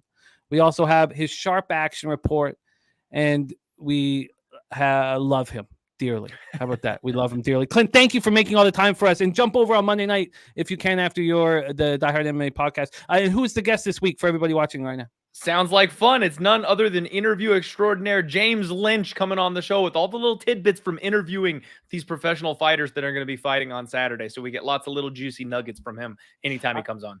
I love it. And he's from my hometown in Vancouver. So respect to both of you gentlemen. Thank you for making time with us, Clint. Have a giant Sunday, and let's get this NFL pop-up off to a winning start for you, my friend. Thank you for making time. Kick some ass, everybody. Thanks, Jimmy. We move over to our next guest. We go from Arizona to Los Angeles, California. We've given this man many nicknames. My favorite is the Underachiever. That is probably my favorite. But he's also Mr. 2-1 on this show. And that's a phenomenal ability to go 2-1 almost every time he joins us. He had a winning record last year. He was a top 5 capper, top 6 or 7. He was a top 8 capper for sure. I think he came 6th or 7th last year. Winning record here on the show last year, Mr. 2-1, Mr. Underachiever. Please welcome the Jedi Master of Unders, Noli knows, to the show. Noli, it is great to see you, my friend. Man, been a long time, Jimmy. Thanks for having me. And yeah, keep making the list longer and longer. You're going to be top 25 to squeeze me in next time, you know. But I appreciate it. I appreciate making it longer for me and squeezing me in there. Oh, we love you, dude. You know how much so much respect and love for you in our community. Let's get right to work here. We are going to the New York Giants and Arizona Cardinals. We've set the game up at State Farm Stadium in Glendale, Arizona. All we need to know is how you're getting paid. Take it away, Giants Cardinals. You guys know what I do, and pretty much hit a key points on each one of these games real quick. Just Manila offenses here, very, very weak offenses on both sides of the ball. You look what Giants were able to do or not able to do, score the ball. But you look at what Daniel Jones does. He doesn't really throw the ball too deep. He's a guy that, if you look at last year, second lowest intended air yards per pass attempt, basically the average depth of target, and he had the second lowest. So even when they succeed, this is not an offense that's going to be running at a high pace. They run the ball about 30 times on average. And Daniel Jones, he throws the ball short, but he has a very high completion percentage and very high on target percentage, close to 90% last year. So a guy that will get it done, these little short throws, so keep the clock moving. So I think they'll be able to move the ball against this defense, which surprisingly put up 6 sacks last week. I don't know if that's all with them or having to do with the quarterback they faced. I'll get into that. But the Cardinals offense is just pretty much awful. Lack of offensive weapons. You got Dobbs at quarterback, with in his 3 NFL starts has accumulated 16 points, and 13. So not one offense that he's ran has even reached 20. I think he struggles here again against these Giants here, and I've got to go under. Daniel Jones era for the Giants, 40-26 to the under, 60.6%. I'm going to keep riding that trend. The under in Giants Cardinals, I like it. I like it. Let's roll on to the next ball. I'm going to line shop for you on that under, and I really see it coming to fruition here. And last show, I added 3 unders from the cappers on the show, and I went 3-0 in them. So obviously, I find it very, very appealing. Let's go into but anytime you're on an under, obviously, we all find it very appealing. And Joe, you're saying the best under on the board is Cincinnati, Baltimore. Let's hear the next spot for you. We stay at this time slot, 4:25 p.m. in the afternoon, and razor sharp picks, Gambler's First Glance is in. It is said Arizona Cardinals. Take it away for us here. Commanders, Broncos, Noli. Yeah, Commanders and Broncos. I mean, another boring game. You look at the Broncos, what they did last year or didn't do, put up points.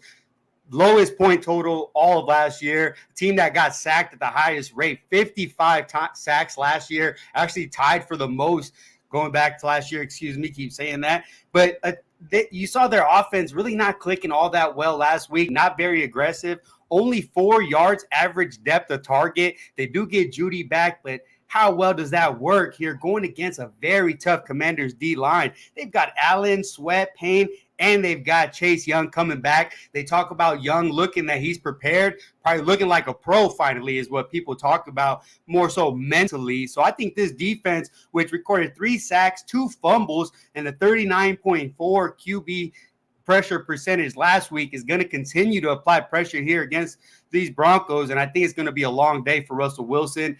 But there's also question marks for the Commanders on offense. Sam Howell he was sacked 6 times last week. Honestly, held on to the ball an awful long time. And honestly, it's a statistic going back to last year, almost 10%, going back to his college days, his senior year, almost 10% sack rate. So that's really high. And that's something that you need to be cautious of and needs to be more accurate. He was the 6th lowest on target percentage at 69% last week. I think their offense continues to struggle. I like this under quite a bit.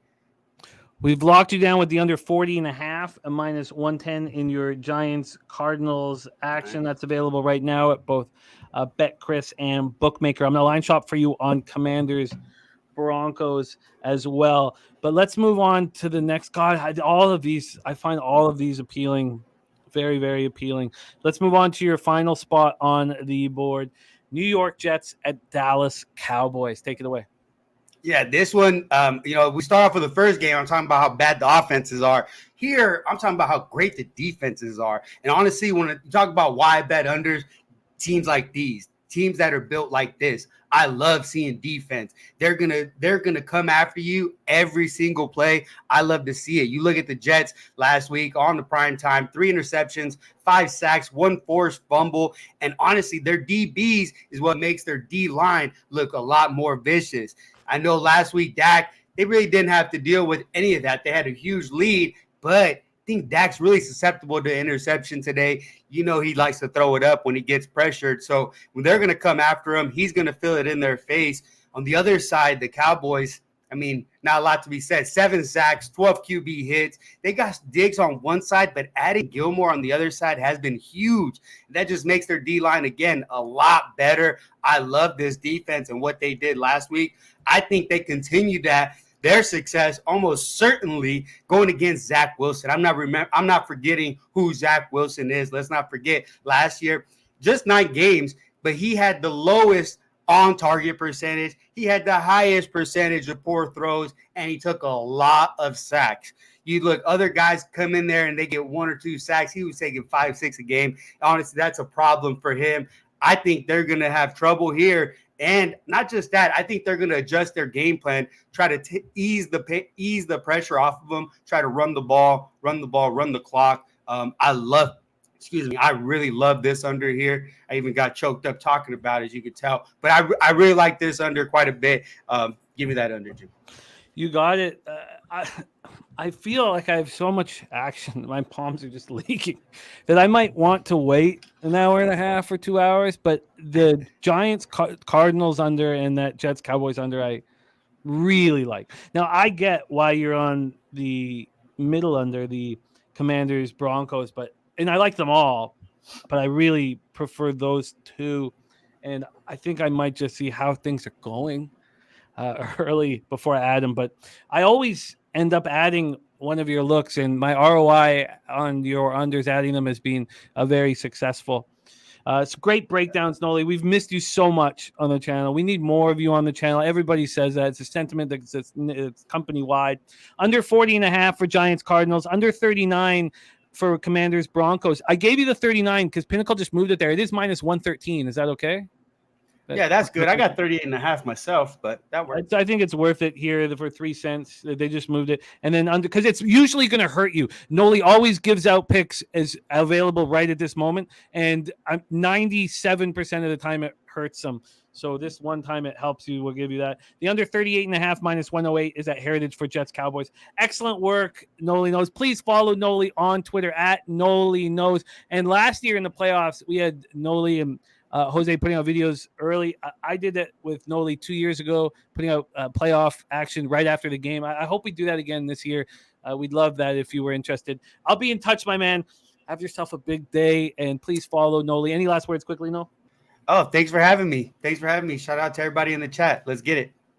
There he is. Noli Knows, a winning season last year here on NFL Pub Hub and his season debut. We go from season debut to show debut, making his NFL Pub Hub debut right now, an East Carolina Pirate. Please welcome Nicholas Earl to the show. Nick, how are you, my friend? Yeah, not very proud of those East Carolina Pirates at the moment, but yeah, I'm glad to finally be on the show. It's been long awaited. It's great to see you here, and we love rocking with you. Your brother Tim will also be making appearances this year. But let's get you started right off the hop. You go right into Ravens Bengals, Paycor Stadium, Cincinnati, Ohio. We know the situation here from a gambling perspective. The Sharps have been on Baltimore, but this is back at 3 at a decent price. We paid the price for 3.5 for Mikey M. It feels like the Sharps are on Baltimore, but they're also dealing with injuries. And Troy and I are on the Bengals. We'll see how this plays out. Take it away, Nicholas Earl. Ravens, Bengals at Paycor. Yeah, this is one of those games that watching last week's game, I was fully intending on having the Bengals bet this week, and I did bet the Bengals in this spot. I picked 3 games out, and I have multiple plays in all 3 of them. When I bet teams that I like, I attack them in multiple different ways. Instead of putting multiple units on one given play, I'll put 1 unit or fractions of units on multiple plays.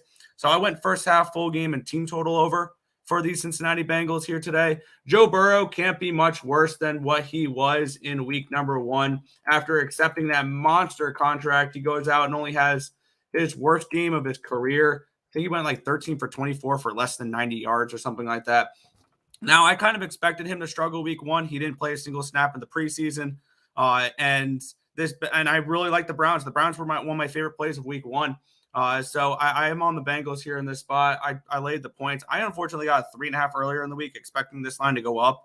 But this is a spot here where I have multiple of these teams circled, especially when you lose by double digits the week before. I'm looking to back you in week 2 for like overreaction week 2 and things along those lines. The Bengals were one of those teams. I got them first half, full game, and team total over.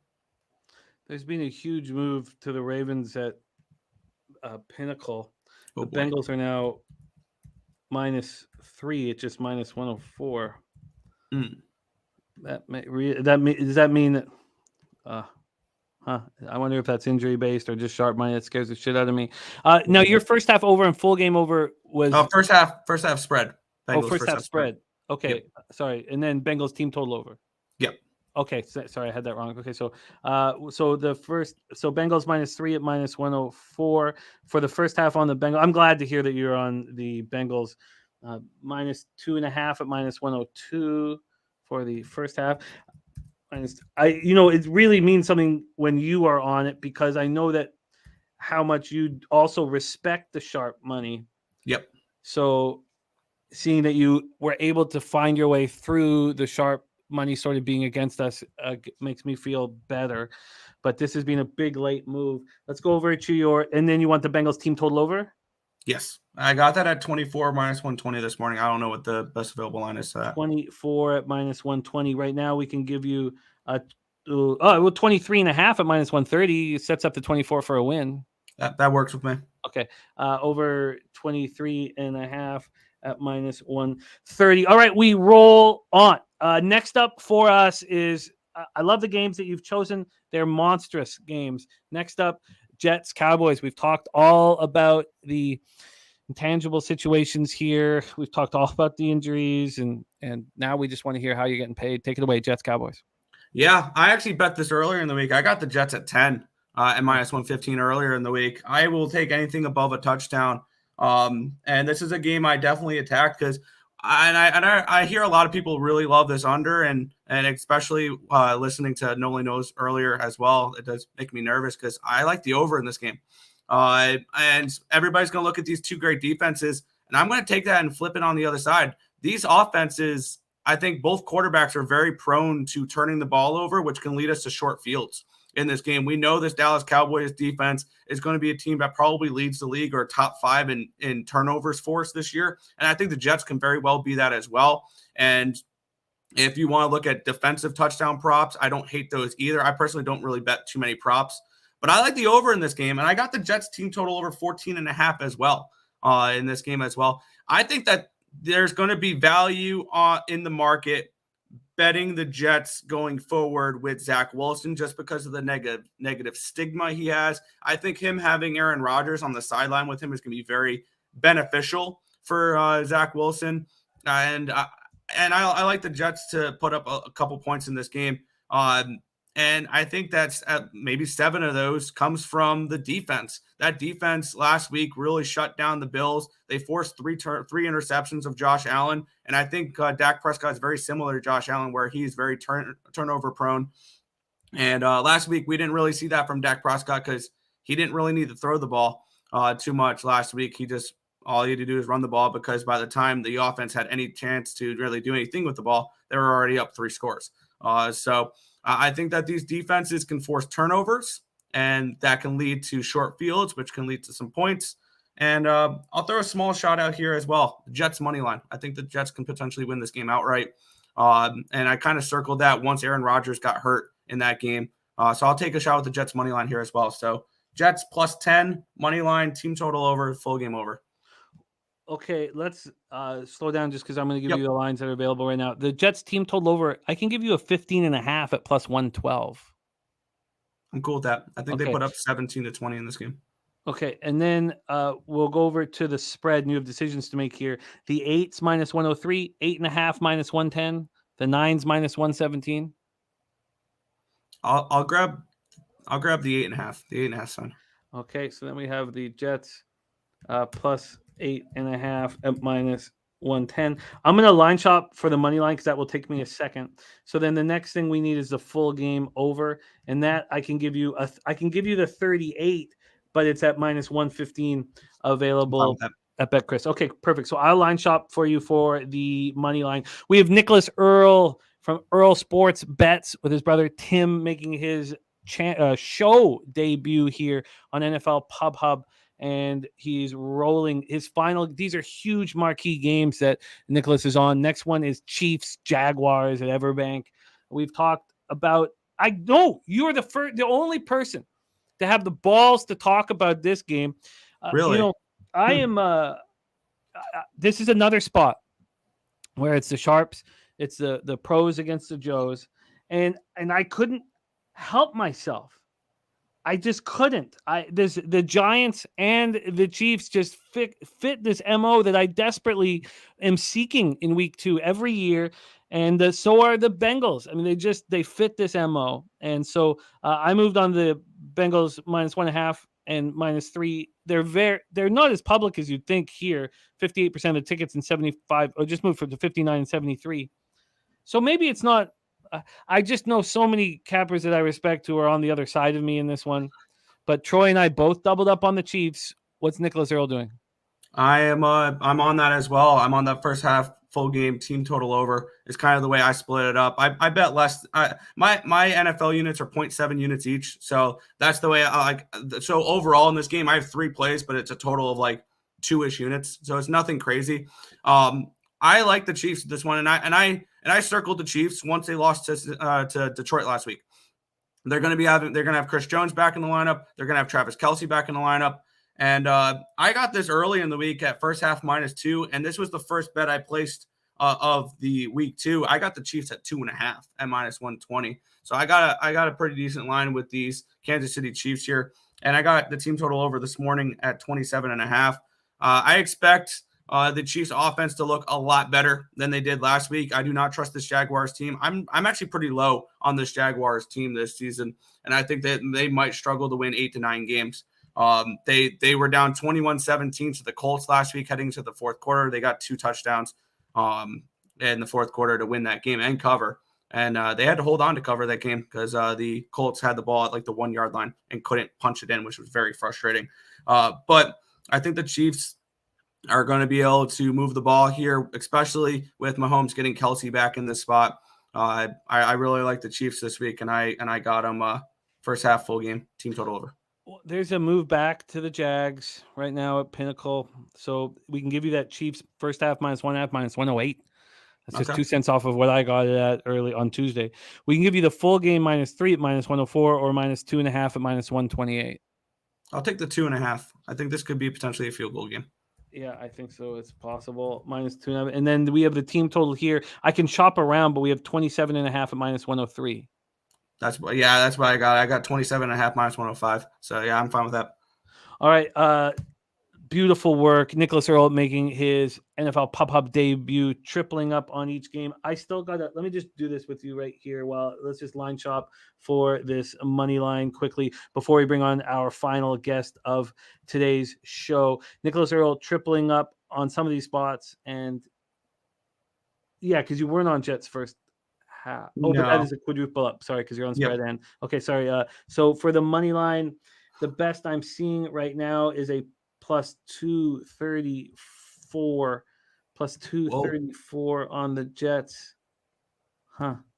I was thinking that was going to be high. Oh, +240 at Bet Online. Okay, +240. 240 now? Yeah. What did you get it at? 320. Good God. I still see 320 here on Bet Online. I'll let me throw $1 on this to see if it works. Yeah, I got +320 here on Bet Online. I wonder why that's saying. Huh. Interesting. Okay. Yeah, and on BetStamp they say the best available line is 370 on Betano. I don't know if that's a book you guys use at all, but yeah, we legitimize that. All right, I see a +370 on Betano. Wow, that's just absolutely wild that this would be this far off. Remo says the market for this game, again, any member who has any question ever will stop everything because it means so much to us for your support. You talk about the Jets game, I'm hoping, Rem. So for the Jets game, this one is afternoon action, and we have 43% of the tickets, 63% of the cash on the Jets. It's felt like sharp money was on them all week, and then 72% of tickets, 97% cash on the under. Kirk Gray on Jags money line. That scares me. Let me know if that's right, Rem. Excellent work from our guy, Nicholas Earl. So Bengals team total over 23.5 -130. Bengals first half -2.5 -102. Full game -3 -104. Jets team total over 15.5 +112. Spread +8.5 -110. Over 38 -115. And the money line +370. Chiefs first half -1.5 -108. Full game -2.5 -108. And team total over 27.5 at -103. Nicholas Earl, spectacular work on your debut on NFL Pub Hub. I hope you have a monstrous week because I'd like to have you back often. So thank you for sharing your hard work with us, and respect and love, man. Please say what up to your brother Tim, and your dad was so much fun in the poker tournament. So please say send our love to both of them. All right, will do. Thank you guys for having me. There he is, Nicholas Earl. And our next guest, it's so much fun having these great cappers finding a bigger role here on the channel, because the next one is the same way. We've been rocking with him on Monday Night Lives and Sunday Night Lives, and he's been just cashing and cashing and cashing. He also has a 14-hour live stream on College Saturdays, and he is rolling with us here to close up our show. Now makes his home in Arizona by way of California. Please welcome Dave Rogers to the show. Picks from Dave. How are you, my friend? Good morning, Jimmy. How we doing, buddy? We are doing very well. I know it was a long day for you yesterday. Yeah, and then I woke up to no power too. I was DMing you, but I'm here and I'm ready to go, and we're gonna make some money. Let's get after this, because there's been a huge market move in the first game that you plan to attack, and many cappers would like it when the market goes against them, and I. They get more confidence. They have a better number and things of that nature. Not me. I get very nervous.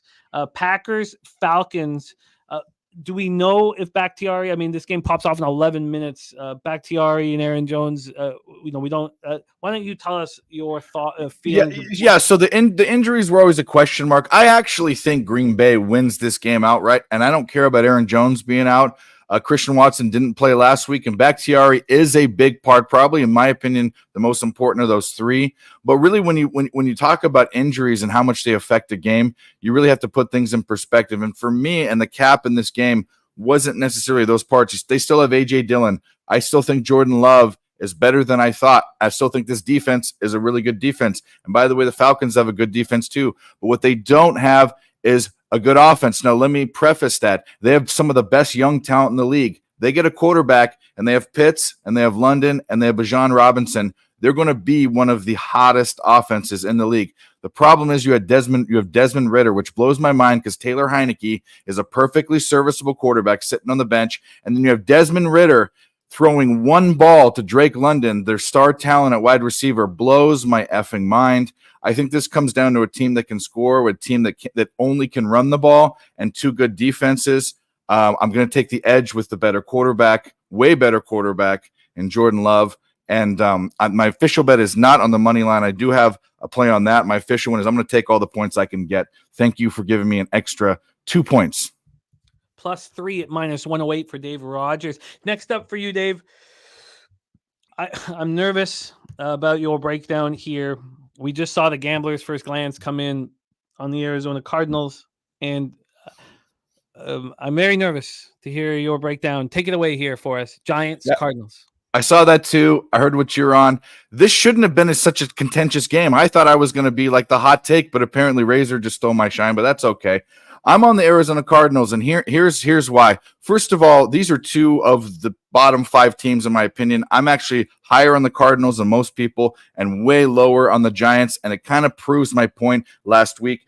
People talk about having overreactions, but sometimes a team's just that bad, and the Giants are that bad. Horrible offensive line. This Cardinals team had 6 sacks last week. Is it Micah Parsons and crew? No. But also the Commanders don't have a daunting situation either, or really bad, I should say. So we have a situation with a horrible O-line. We saw Daniel Jones's face when he got up off the turf with all those rubber pellets all over his face. That's going to be the meme for the Giants season this year. The other thing on defense is their front 7 is pretty decent. They're starting 2 rookie cornerbacks. No one's talking about that. They had no shot against Dallas and that wide receiving core, and they're going to have no shot against almost anyone of really having a great game. 2 rookies and one of the hardest positions in football. So if you're looking at a situation where I'm getting a dog number at 4.5, which I still see out there, it seems 4.5 and 5.5. So weird things happen for the dog. I'm going to take a chance with the Arizona Cardinals. I also have a second bet in this game. It's Matt Prater over 1.5 field goals at -118. He had 3 last week. What do you do with teams that going to have a problem punching it in? They're going to be on their side of the field at least twice. So we get at least 2 cracks, and Matt Prater is one of the best to ever do it. Prater over 1.5 field goals -118. Cards +4.5 -105. That's to go with the Packers +3 and -108. Our final game here on the card. I'm so happy you're talking about it, Dave, because it is Dolphins, Patriots. It is our Sunday night live. Dave's going to be a part of our Monday night live streams, but this one I'm so happy you have on the docket because it's a big, big, important game for us. Take it away, Dolphins, Patriots. Yeah, I mean, what can you say about Miami? I mean, they do have the hottest offense in the league, and they did last year too. Really all revolves around one guy. Tua, if I had to look into the crystal ball, this guy won't have a long career. He's too concussion prone. We see these guys that are this concussion prone really shortens their career. So I guess the clock is ticking. We'll see what happens. But my whole cap on this game is I'm higher on the Patriots than most people, and it really comes down to the coach. And there's some conspiracy theories out there that he's going to get fired this year, and Jared Mayo, and Mike M and I have had a fun conversation about that. But really, this is a guy that took a hot offense, one of the hottest offenses we've seen in 20 years, in the Rams a few years back in a Super Bowl, and held them to 3 points. You don't think he's going to have an answer for the 2 fastest guys in the league on the outside? You think he's not going to have a defensive scheme, especially with readjusting his coaching staff? So really my cap in this, besides indexing, which I do, which is a whole different conversation, is I'm going to bet on the Patriots not losing back-to-back games at home with one of the best coaches and best defensive coaches to ever coach football against a Miami team that's still really a question mark. Because if you had a team that was this good, an offense that was this good, wouldn't you, and also kind of a down year for the Bills and now a down year for the Jets, wouldn't you be saying the Dolphins are going to win the division? I still don't hear that. I still hear people questioning it. So I'm gonna go with something I don't question, and that's Bill Belichick, and I'm on the Patriots with Big Ragu. Now, do you have an option here, because the Patriots are plus 2.5 is minus 101. Patriots plus 3 is minus 123. I took minus 125 with 3. So Okay. I'll take on Bet Online last night. So I'll take minus 123. You got it. Patriots plus 3 at minus 123.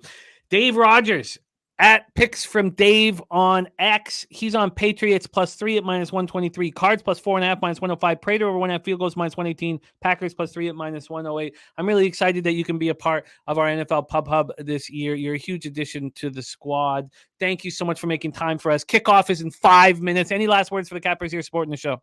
Thanks for having me. Best of luck, guys. I'll see you tomorrow night, Jimmy. There he is, Dave Rogers. So we just went over Dave Rogers' picks. Let's go over everything else. Next up, we'll go with Nicholas Earl. He's Chiefs first half minus 1.5. Chiefs full game minus 2.5. And did that really move to? Sorry, that 2.5 didn't move. Sorry, let me just go back to what he got. I wrote minus 108. I know that's not right. So let me just. Sorry, I hate to put a break on this, but the Chiefs minus 2.5 is minus. What was minus 128? I wrote 108, but minus 120. Okay, so then he's got Jets team total over 15.5, plus 8.5, minus 110, over 38.5, and the money line plus 370. Bengals team total over 23.5. Bengals first half minus 2.5. Bengals full game minus 3. Then we go to our guy Noli knows. He's on the under 40.5 in Giants Cardinals, under 39 in Commanders Broncos, and under 38.5 in Jets Cowboys. Then we move over to our Clint McLean, star of the Die Hard MMA podcast. He's on Godwin over receiving yards at 52.5 anytime touchdown. Giants team total over 21.5. And his teaser is the Bills minus 1.5 and the Steelers plus 8.5. Then we move over to Birdie. Birdie's on the Falcons minus 1.5. He paid for that minus 134. Colts money line minus 105. I tailed that, got minus 110. The under 45.5 in Chargers Titans. The Bucs money line minus 130 and the Jets plus 8.5 minus 110. Then we have LJ give us the first half under 19.5 in Colts Texans. Anderson over a half sack at plus 150. Ravens plus 3.5. Roquan Smith over 8.5 tackles and over 9.5 tackles. Chargers minus 2.5. Herbert over 37.5 pass attempts. The under 45.5 in Niners Rams, and his parlays McCaffrey anytime touchdown and Mayer over 1.5 field goals at plus 220. Then we have our guy, the Big Ragu. His teaser is Bills minus 1.5, Tennessee plus 9. He's on the Steelers team total over 17.5 and the Steelers plus 130. He's on Dolphins Patriots at plus 1. He's on Patriots at plus 125. He's on Dalvin Cook rushing and receiving over 50 at minus 115, and Cowboys first half and full game. First half minus 5, full game minus 8. Then he's on the under 40.5 in Packers Falcons and the Packers plus 3. And then we had Mikey M, who now leads our group after 1 week, going 7-2 plus 4.92 units plus 0.2 units ahead of the Doc. Big Ragu. He's on Chargers minus 2.5, minus 114. Ravens plus 3.5, minus 118. Lions minus 4.5, minus 110. Bills minus 7, minus 119. Under 40 at minus 112 in the Giants Cardinals, and the Niners team total over 26.5, and the under 39.5 in Saints Panthers. And we have a teaser: Patriots plus 8.5, Bears plus 8.5. I am on the Bills first half team total over 13.5. Chicago, Tampa under 41.5. Chiefs first half minus 1.5. Full game minus 3. Giants first half minus 2.5. Minus 120. Full game minus 5.5. New Orleans, Carolina under 40. Those were all made on Tuesday. On Friday, I took the Jets plus 9. On Thursday, I took the Jets plus 9.5. On Friday, I took the Bengals minus 3. On Saturday, I took the Falcons minus 1.5. Green Bay, Atlanta under 40. And today, I took the Colts money line minus 110. Troy Torrance has a teaser that just needs Lions to cash because he already got the Eagles. That's Lions plus a half. He's got Lions double result. He doubled up on the Chiefs like myself. He doubled up on the Chargers full game minus 2.5, minus 3. He's on the Browns minus 2. New England, Miami under 47. Patriots plus 3. And the Bengals minus 3. Our Circa sports picks were on Saints minus 3. That was our number 1 pick. Chiefs minus 3 is number 2. Giants minus 4.5, number 3. Dolphins minus 2.5, number 4. And the Packers plus 1 is the 5th. Huge thank you to everybody in the chat. Thank you. Noli has another look on Curtis Samuel over 26.5 yards. Not part of his official picks here for us, but a little addition. Thank you guys. Andres, Eaton Wheaties, Viper NB, Nasty Nate, Mikey M, Brooklyn Funk Project, The Big Ragu, Todd Clinton, Harold Williams, Ronnie and Bergia, TJ Parks, Benny Pennybombs, THC Jack, Equinimus, Gagnon, David Barista, Damon Santore, all you guys, Justin McElvey, one after another, Kirk Gray, proof bets, 12, 15%, Nasty Nate, all you guys, Von Polo, Geo, Nuke, Polo this, Polo that. I wish I could give you guys all a shout out because you all deserve it. Joe Yurkovich, Jason Mayer. We also have a huge Red Zone show starring Sharpie starting right now. Head over to that show starring Sharpie right this very second. And thank you so much to our producer, Jose Bouquet, who works tirelessly behind the screens, making us look good, putting the graphics up. I send him stuff at all hours of the day and night, and he's always available to make us look better. And we thank him. And he will be making his season debut on NFL Pub Hub next week. Young Donkey Fingers Bouquet, Reverse Sweep Ramon. Thank you all for being a part of the show. Now let's go out and get their fucking money right now. Kickoff is right now. Let's go.